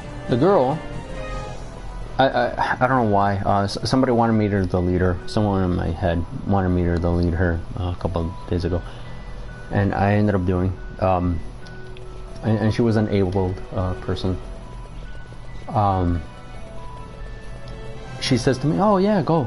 He says, "Okay." So the girl explained it to me because the guys were like in their conversation. She says, "Okay, so talk to that NPC there," and yeah, I think it was her. Yeah, it was her. She says to me, "Oh, check the shop there, and you're gonna have you're gonna receive 10 items, and those items are not items. They're actual in the Gundam game, they are robots, though, those big transformers. You're gonna have 10 chances to win the strongest one, the highest one. You're gonna have 10 chances." And then I said, "Oh, okay." And then the guy was saying to me, Like I was saying to me, you better not get that thing first try. You better not get that thing first try. And the other two were like, oh man, if we get that thing first try, I don't even wanna say. So I was like, okay. And then she said, oh, okay, don't be scared. Just hurry up and ready up. And I was like, oh, okay, wait. And the girl was like, like we were online. We were on the party on PS4. We were on the menu. I was with my subscription of the year, and I was on the party chat in the back screen. This right here, what you're seeing is the front screen. I'm playing Final Fantasy 12. This is a reboot. But when I was playing in the Gundam, in the back, like if I press this button here, it's gonna take me to the back screen. In the back screen, there's a party menu with 5 people. I had 5 people in that party. And it was an open party. Anybody could have just jumped in and talked to me. She says to me, "Go ahead and try it. Open the shop." I opened the shop. I pressed the X button. Like I pressed out the X button on the shop. I pressed the X button again on the shop again to open up. And she says, "Okay, press that X button." And you'll get your first Gundam, which is the robot that the human beings go in the robot to use it. You know, it was like Transformers. Like if you've seen Transformers, you know what I'm talking about. You'll know what I'm talking about. Like Power Rangers. You know, like you got that Power Ranger that goes into that big robot, like that. She says to me, "Okay, go to the shop." Okay, so I had the menu up. The shop was on the screen. I pressed the button. The first thing that pops up was the ZZ Gundam. That was the strongest one. And then she says to me, "Wow!" And then she was proud of me. While the other guy says to me, "I am jealous of you. I am jealous of you. I hate you. Fuck you. Blah blah blah." And the other 2 guys were like, "Damn, man. Damn." And they're like, "Chill, RD." Yeah. The other guy's name was like RD Rasengan or something. RD Gears or something like that. He says, RD, calm down. And he's like, "Bro, I hate you. And the girl was like, ha, oh wow, lucky you. And the girl was proud of me while the guy was pissed, and the other 2 were just like, damn. And I got that ZZ Gundam first try. And then the rest were just Gundam. I didn't get another ZZ. I only got the ZZ Gundam first try. And it was 1 out of 10. So I had 9 others after that first one, and that first one was that ZZ Gundam, the one with the 20,000 health, the 20,000 points of like power. I got it first try. And the other 2 were like, damn, I didn't get that first try. I got one my 4th try, and it was like, oh man, I didn't get that first try. I got that like 8th try, but I took many shots. And the other guy was like, oh man, it took me like 4th try, but it took me a lot of tries, and I got that thing first try. And the other guy's like, I fucking hate your guts. On the other guy, here's another thing too. When I won that chess game in 4th grade, that champion chess, his championship went to me. Like I became champion because he lost, and that guy was also mad at me. and it was in 4th grade. You know, like all of the students were all around each other. You know, they were all around each other. You know, like all the desks were around, and then there was a mat right in front of me, and the guy was in front of me, and you know, the mat, all the pieces, and over here on the left corner there was the king, the rook, and I think my king over here, and like I just trapped him, and it was checkmate for the guy, and that guy was like, and I was just here like.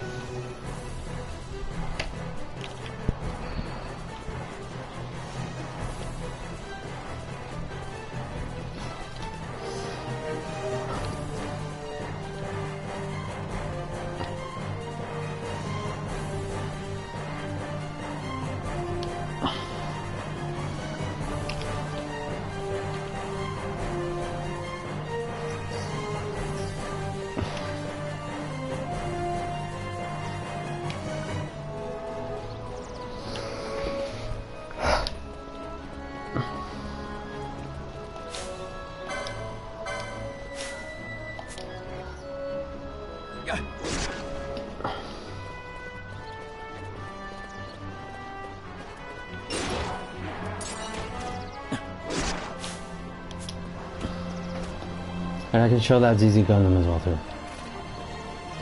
First try. I'm actually.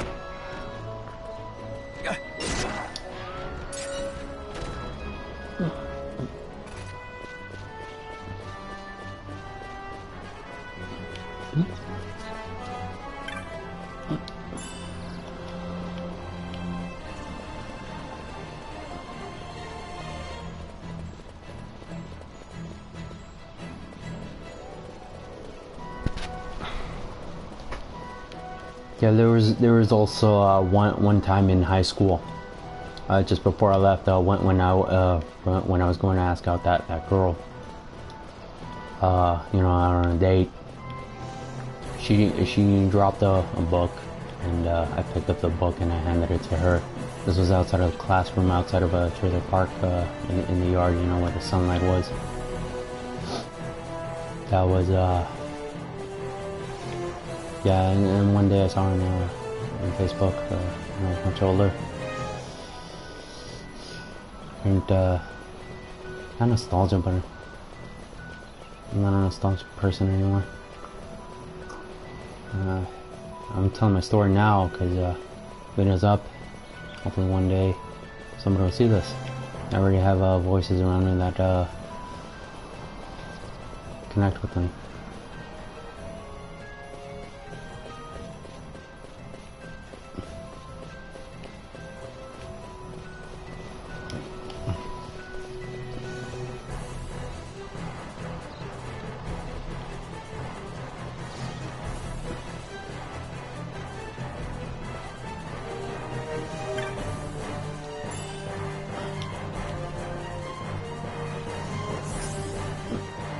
Oh yeah, they sent me to I don't know what happened, but I was called back. I was called to Mercy Hospital. I really don't want to.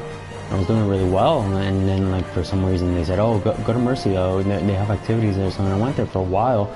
Oh, I remember there was one guy who yelled at me there because I kept talking about how glorious games were, and then he's like, "Bro, I'm so jealous of you. I don't want you around." Blah blah blah, and he yelled at me,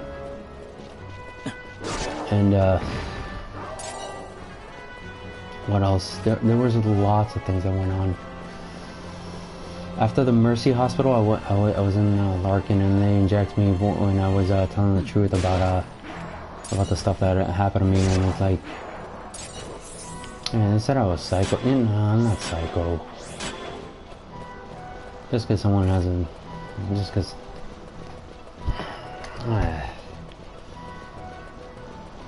Yeah, I honestly don't.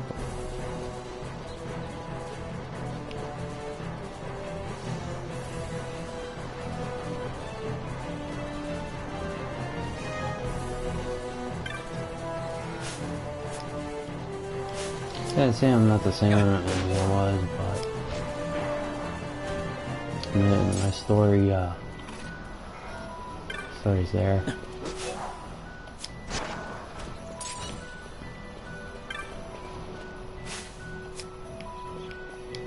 Yeah, just because I was schizophrenic.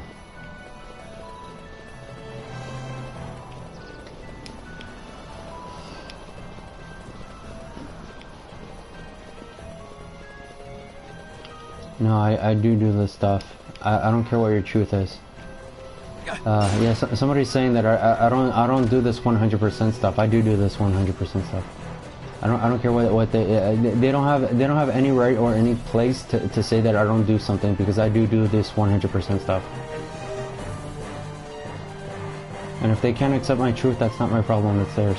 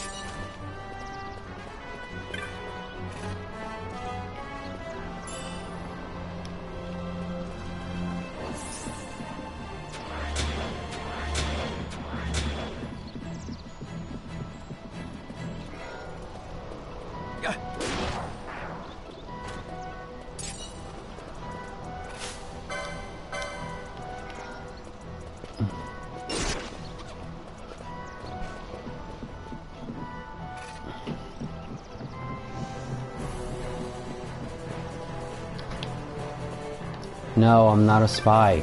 Checking up on friends is not a spy. I don't understand this whole spy thing.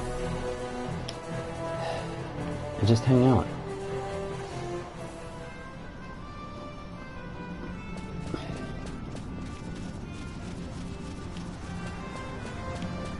Well, then there's no explanation. I'm sorry. You can go ahead and take your leave. I don't know how to explain it to you.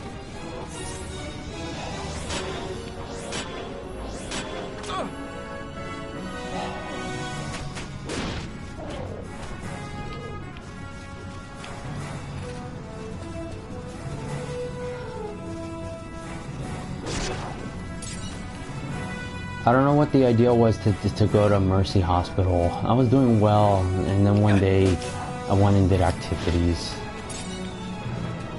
I really did not need to get out of the house for anything. I was great.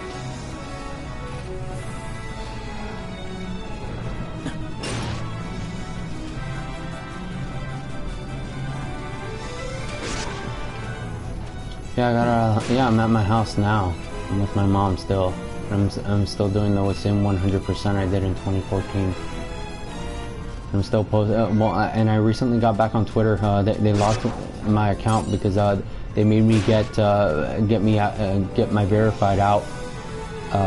They didn't give me the code for my phone number, and like I wasn't able to get my phone number because I changed my phone, and then I got back just recently to Twitter, so I'm pretty happy, and I'm also back on doing the 100%. The 100% I got back on about a couple months way before that. I got back on Twitter because they even I was even kicked from my PlayStation because I wasn't putting the password. And I finally got back, so I'm here. I'm back with my friends.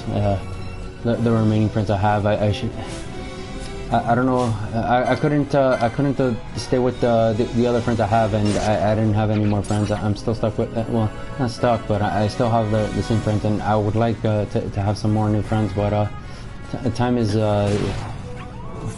nothing to do with time. I don't know how to get more friends. I do have one friend that I can talk to. That he meets someone new every day. I have two friends, but I can talk to them and I can see. Yeah, I understand more people doesn't make it better, but absence doesn't make it better either. It feels like the Earth is just like disappearing, like this whole like, we just don't have will anymore. Is very scary, and not scary. To some it's scary. To me, it feels empty. Feels like I question, where is the world? Not the world, the people, but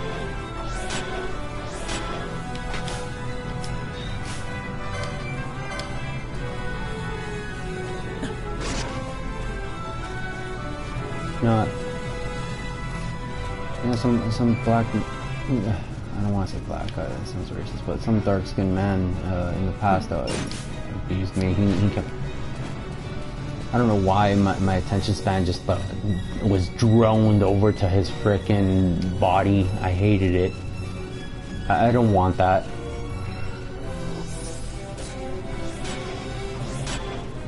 Yeah, I don't want to bring that up. I don't know why that story just keeps revolving around my head, and I don't know why I don't know why the divine or whatever, those angels or whatever up there keeps throwing at her, and it's like, oh, you gotta keep talking about your past, and it's like, I don't wanna relive those lives. Yeah, I had bad memories in the hospital. Bad. I had bad experiences in the hospital. I want to remember all of the Final Fantasy games I've played. That's what I want.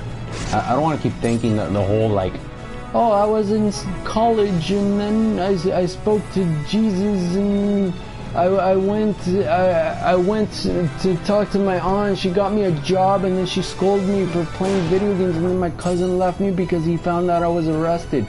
I don't want to hear that. I don't want that. I don't want to. I know I'm supposed to stay with Jesus and all that stuff and trust him and all that stuff, but like, yeah, and I'll be okay with that as long as, you know, things don't go bad, but things have gotten better, and things definitely did. Things are well. I'm happy just being on Twitter and posting my stuff and talking about my 100%.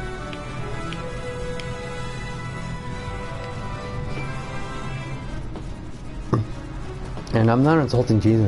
Like, I don't want to talk. Yeah, so. Oh, sorry, I can't mention Ragenarker here. Yeah, there's things around there.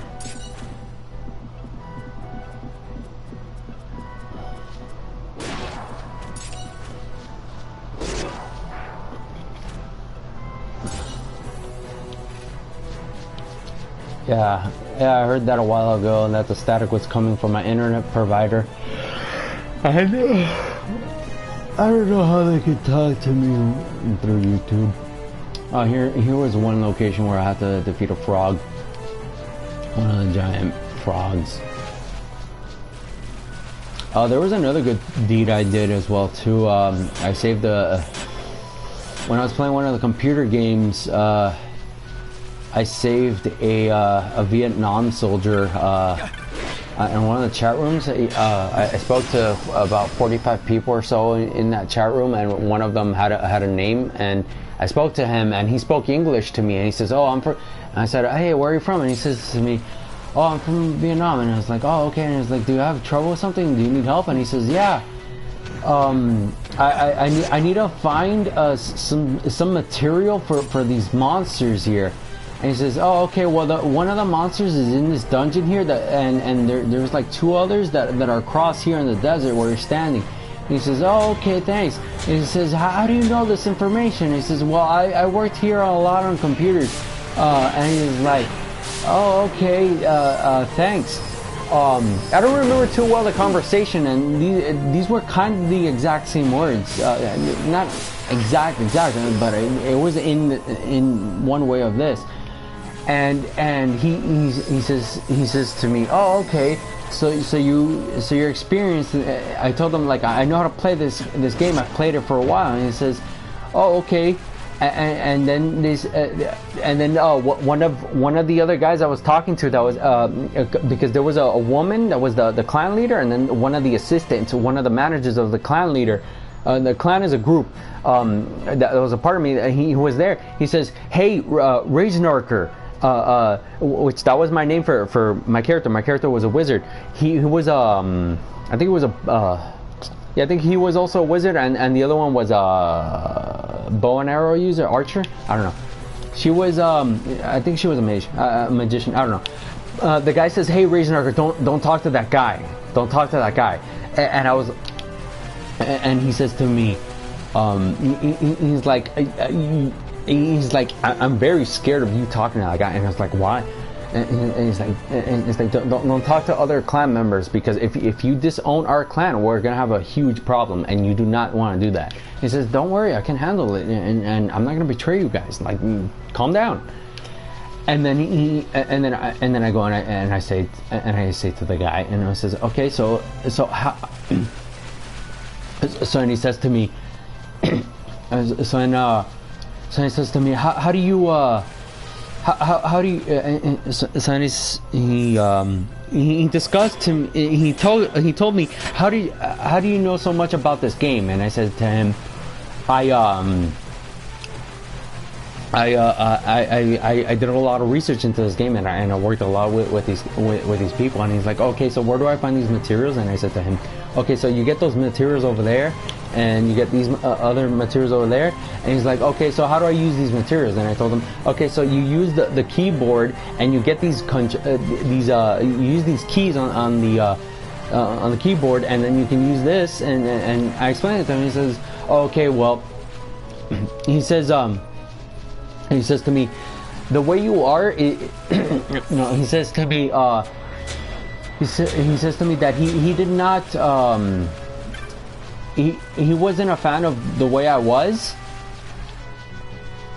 but he really did like my explanation. And he says, "Your honesty, I don't know how to feel about that, but you really saved me a lot of trouble, and I gotta thank you for it."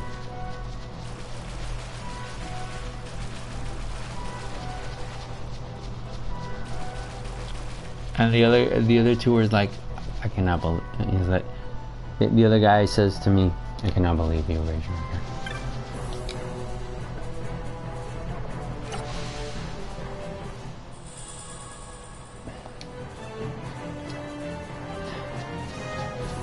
And he said, yeah.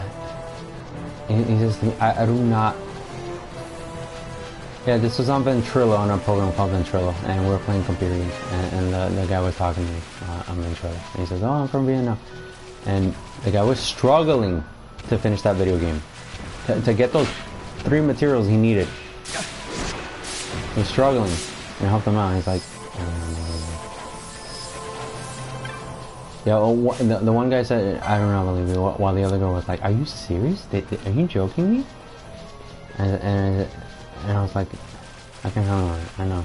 I've dealt with criticism and drama, and people don't know this, but my mom judges me all the time. She hurts me so bad with her criticism, and I can live it. I can live through it, and I do not deserve that. People should not do that to me.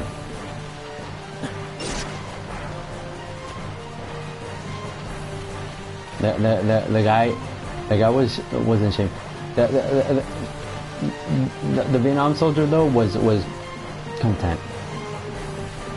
He wasn't happy, but he was satisfied that I solved this problem. And this was in a PC game, in a computer game called Perfect World International. Yeah, he put me down, but he put me down not because he didn't like me.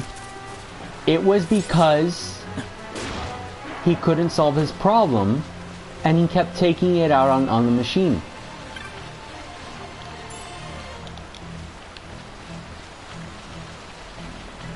And I helped him. And he says, I don't think he thanked me. I think he said I appreciate it. I don't remember the conversation, but that was a long time ago. And I didn't have to worry about anything, because the internet, if you have a problem, you can just block someone. If it was real life, and if I helped him, that guy in my group, he could have probably punched me in the face.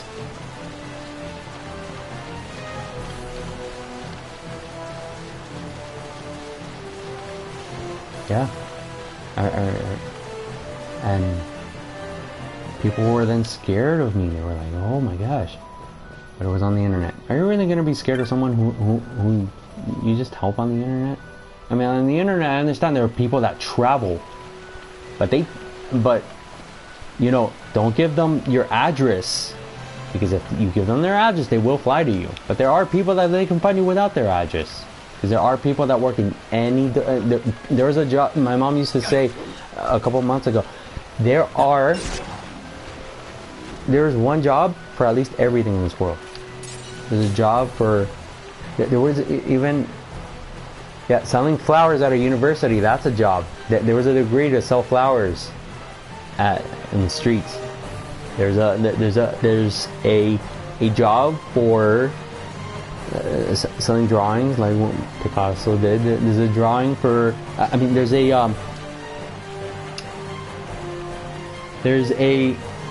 job for making hardware. There's a job for making food. There's a job for making TVs. There's a job for just about everything in this world.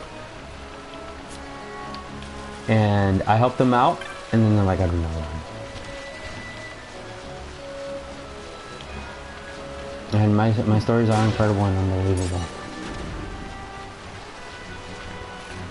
And I still have some development stuff over there about my video game that I would. And I'm not with evil.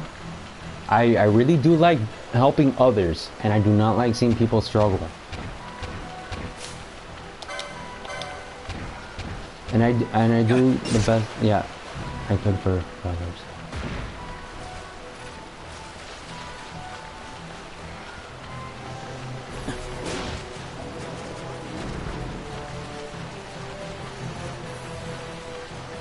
Yeah, there was a girl that gave me 1 million gold in Perfect World International, and she says, here, you can use this to buy whatever you want. I was like, oh, okay, thanks. And then I was like, I don't know what to buy, because what I really wanted was something to ride on for my character. Like I wanted like a horse for my character, and I already had a polar bear and I had a Kirin. No, it wasn't a Kirin, it was a hellhound. And my character was able to ride. I had 2 pets. And then I was like, I really didn't need 1 million gold. And she's like, and then she told me, oh, you can give it back to me. And then I said, okay. And I gave her back the 1 million gold. And there was one other person I remember I did something noble for him. There was one person who was struggling. He's like, I did not have any weapons when someone stole my weapon when they stole this big knife, this sword, something like this character is wearing. Somebody, like, I was trading him something and he stole my knife, and he stole my sword. I forgot what it was. And I said, oh, okay, well, I don't know what to do, but you can take my sword. And I gave him my sword. And it was a magical sword, like it had glowing on it. I gave him my sword, and he said, the guy started crying, I think, and he said, thanks, man. You really didn't have to do that, but thanks. And I gave him my sword, and I left the game.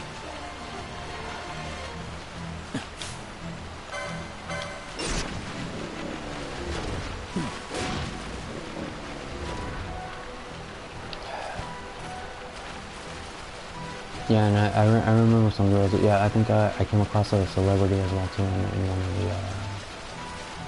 one of the Perfect World International.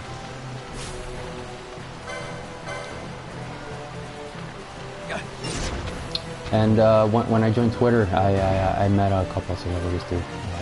Right now, I'm following Avril Lavigne, singer.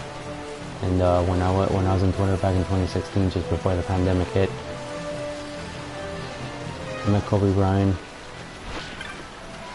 I met Britney Spears. Kobe Bryant, I met him on the radio. I don't really think if I heard him. When I was at Larkin Hospital, I heard Sabrina on the Tune and Twitch. I heard Xavier from the X-Men.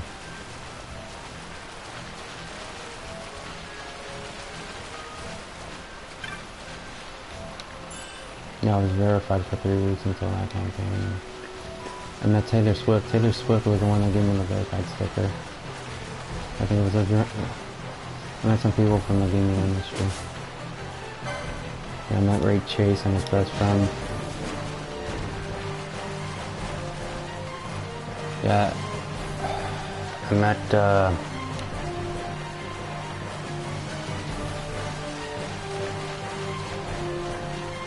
met Ray Chase's best friend, who in Final Fantasy 15, the game has a character called Noctis.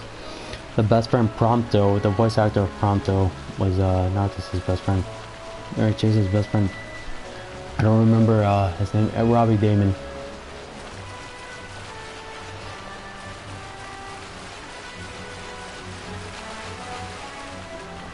Yeah, Robbie Damon and that. I didn't speak too much, but I didn't meet Robbie Damon.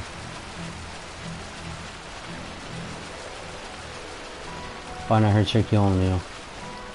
Schizophrenic voices. I heard Shaquille O'Neal. When I was going to Larkin Hospital one day. Yeah, probably true, probably not true. Schizophrenia is not true, but voices do occur.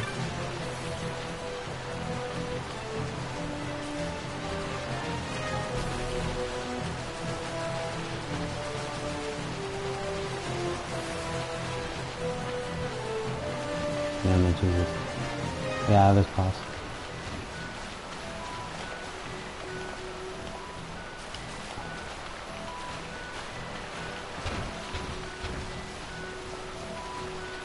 Yeah, there are a lot of people. I met a lot of people through a couple famous people through Twitter, but and I met some Japanese developers as well too, and creators of my creators of the video games that I've played. You're welcome, and thank you for bringing these games out for me. And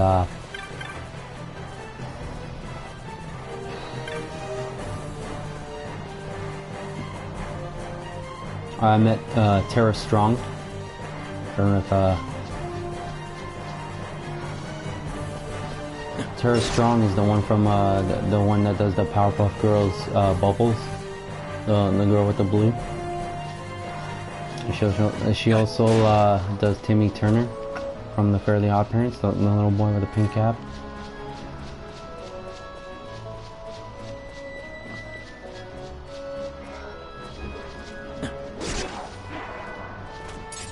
I think I met Paul Walker and Michael Jackson because I did. There were days that I put them on the phone. All their spirits came up to me, and there was hauntings of Paul Walker, the guy from Fast and the Furious with the blonde hair. Michael Jackson with the fedora, saying hee hee. All their spirits are still around, and yeah. People are still not gone from this earth because I saw a bus the other day and Abraham Lincoln's picture is still there. Probably not truly gone. Nope.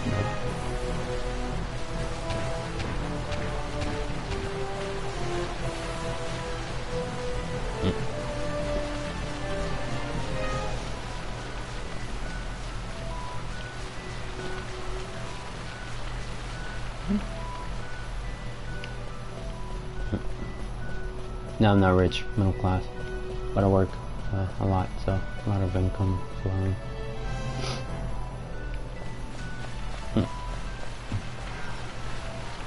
And money's right now. We need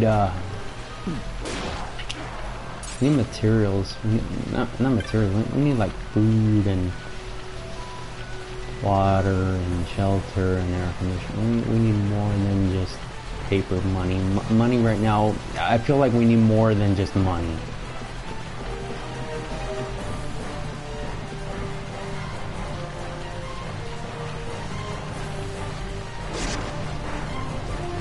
Yeah, I met Britney Spears. I followed her. I saw her page. I spoke to her. And no, I didn't meet Jimmy Lynn.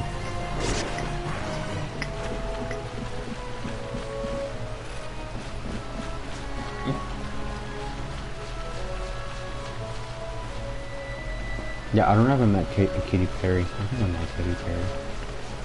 Okay. Yeah, Twitter 2016 felt like it went by too fast.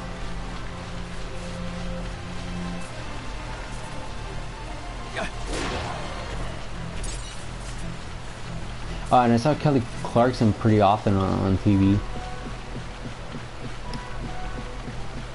Yeah, and the guy who from the Parkland shooting, Daniel Cruz. Yeah, I saw him a couple times on TV.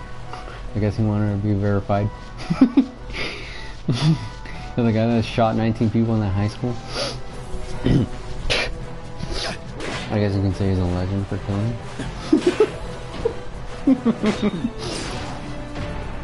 Oh, I saw Harry Potter on TV as well. And I saw Emma Watson. Oh yeah, Taylor Swift's birthday passed away. Passed a couple days ago. It was in December. She was the one that gave me fame, and what's funny enough, I'm the same age as her, but I'm a little older. I was born in June. She was December. And she's like 2 inches taller than me too.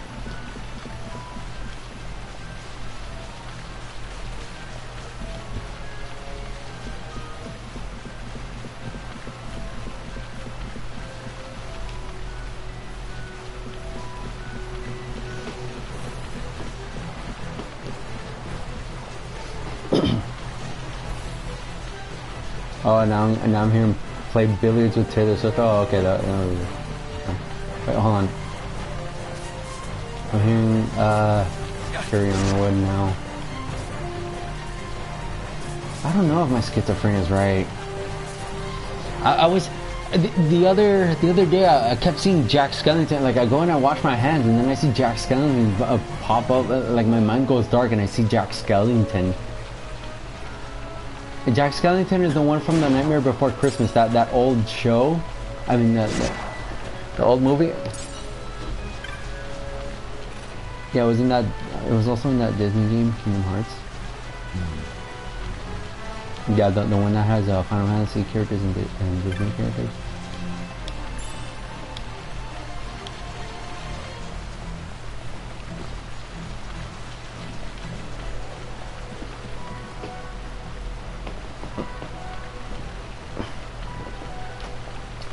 Yeah, I was sitting in a van. I was sitting in a van and I was talking. I don't know if this was a prank that was pulled on me, but I hope it wasn't. But when I was sitting in the van, I put the radio station Y100, and then I hear Dina B, and then she says, "Can I talk?" She asked, I think, yeah, she said, "Is there a way I can communicate with you? Like can I say something to you?" I said, "Yeah, sure." And I was like, "Can you hear me?" And she's like, "Yeah." And then she says to me, and then she says, "Kobe Bryant is here, and he has a few words to say to you." And then I says, "Oh, really?" And then I spoke to him, and he was pretty happy. We discussed, we talked about some. Yeah, don't be mad at me. There's nothing to be mad at me. The past is in the past. Right now, there's nothing to be mad about, and you should really just focus on doing other things instead of being mad at people. But yeah, they were happy, and we had some discussion. Oh, and he mentioned to me, I was hearing in my voices, my schizophrenia, somebody was saying, "Go watch basketball. Go watch basketball." And he said, "Please do, please watch basketball. Watch basketball." So then, and it was Kobe Bryant. They were like, "Please watch basketball," and Kobe Bryant, because they really wanted me to, and they're like, "Oh man, you're awesome! Come on! I want you!" And I was like, "Okay, okay, calm down. I'll put basketball." And then I put basketball on my phone, and it was like, "Oh man, what do you think?" I was like, "Oh man, it was pretty awesome, man. You made that jump." And I saw some basketball, and now I have to watch more basketball because he wants me to watch more basketball. So I hope they don't kick me again from YouTube. I hope, I hope nothing happens on YouTube. They want me. They want me to see me on on basketball. Yeah. My schizophrenic voice. I'm not even joking. Like, my voices are telling me I want you to watch basketball. The other day they said to me. Yeah, they told me to watch basketball, and now I gotta watch basketball. And the other day I was playing Burnout Paradise, and then they told me, "Oh, do this," and then they had me go make the car go in reverse, and I recorded this. It's in one of my Burnout Paradise videos. You have to check it out, but you have to go through them. But they said make the car go in reverse, and I did this too in the Sonic game, in the Blue Hedgehog game, the Blue Creature. I was driving the car with the yellow fox. They said go and drive, and then put the car in reverse, and then drive backwards, and then make it to the finish line in reverse in that racing game. I said, "Okay, yeah, sure." So I go ahead to do that. I put it in reverse, and this is what happens. And then I look at my phone, it says Paul Walker.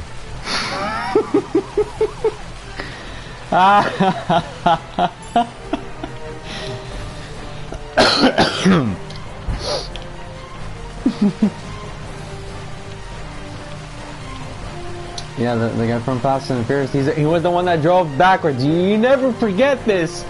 Yeah, he died 2013. How sad. Because he was on a Porsche. He was on a Porsche. His friend was driving a Porsche. They were in California. And when they were driving, the guy killed himself and killed Paul Walker. And I was like, ah! And then when I was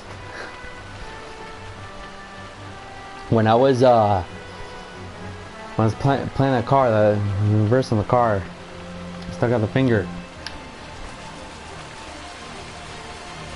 It was Paul Walker. And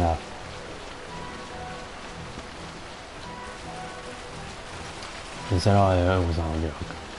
And I was like, and he said it was a cop, and I don't know.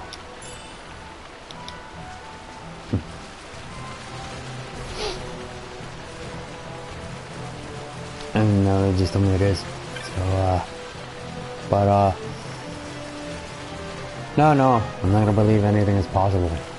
But,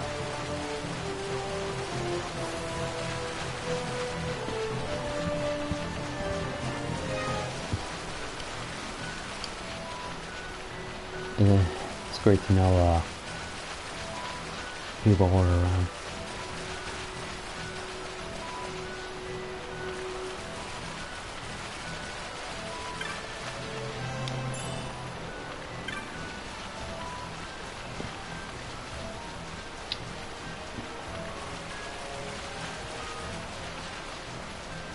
And it's I can't say what I truly feel, because they're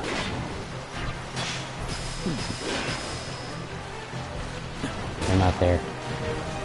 The ones that could be here, they're not there.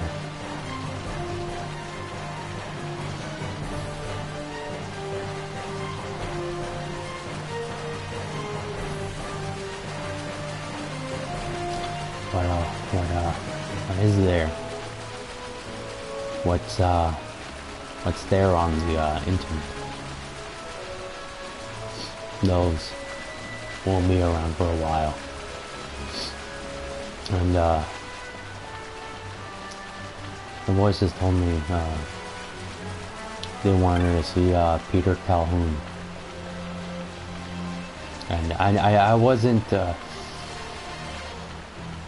Something that I went through something that somebody couldn't accept, and I guess they wanted my attention. I don't know what happened, but it was during the time of thinking back now, when it was 2011, living in my apartment. They said something about Peter Calhoun, and I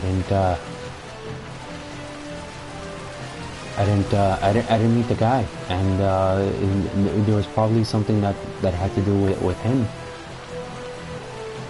because probably it was that there was a lot of devastation, and there was a lot of weird things that happened to me that time, and it wasn't just with schizophrenia. It felt like a calling. Like when it was 2009, there was this heart in it. And then when I saw on the news one day, I saw Michael Jackson passed away.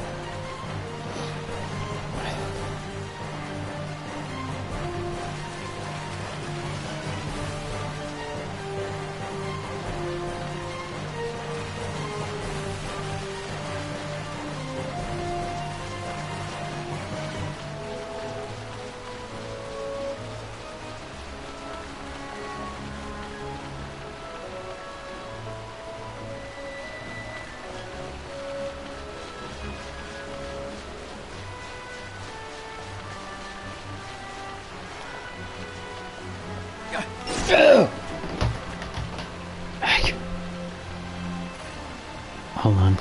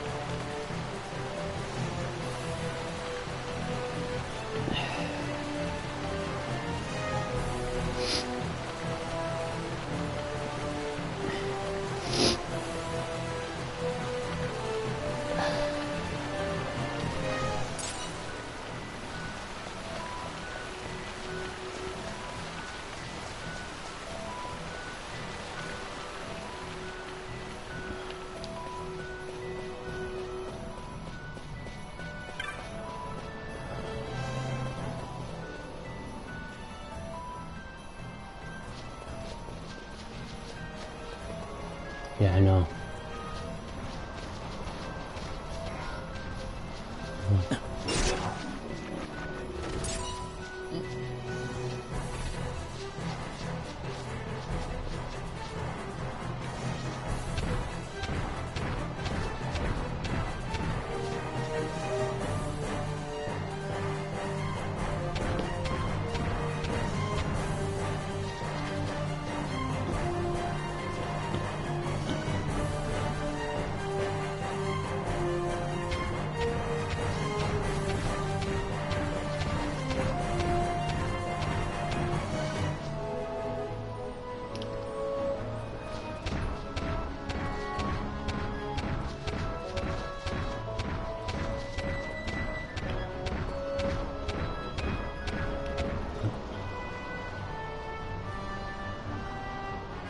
Okay, which one?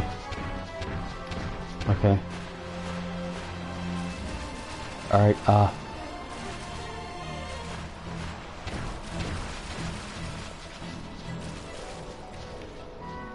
alright, thanks.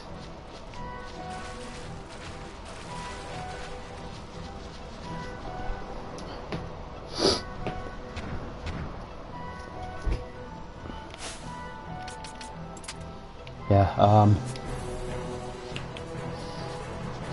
you all can, check out this video. I'm gonna leave it up. Tells, my whole story. The good, the bad, and the ugly.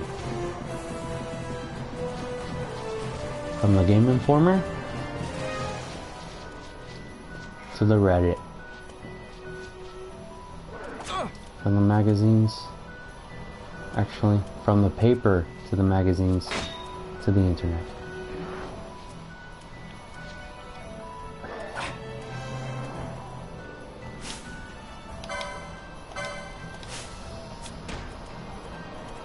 Saying out.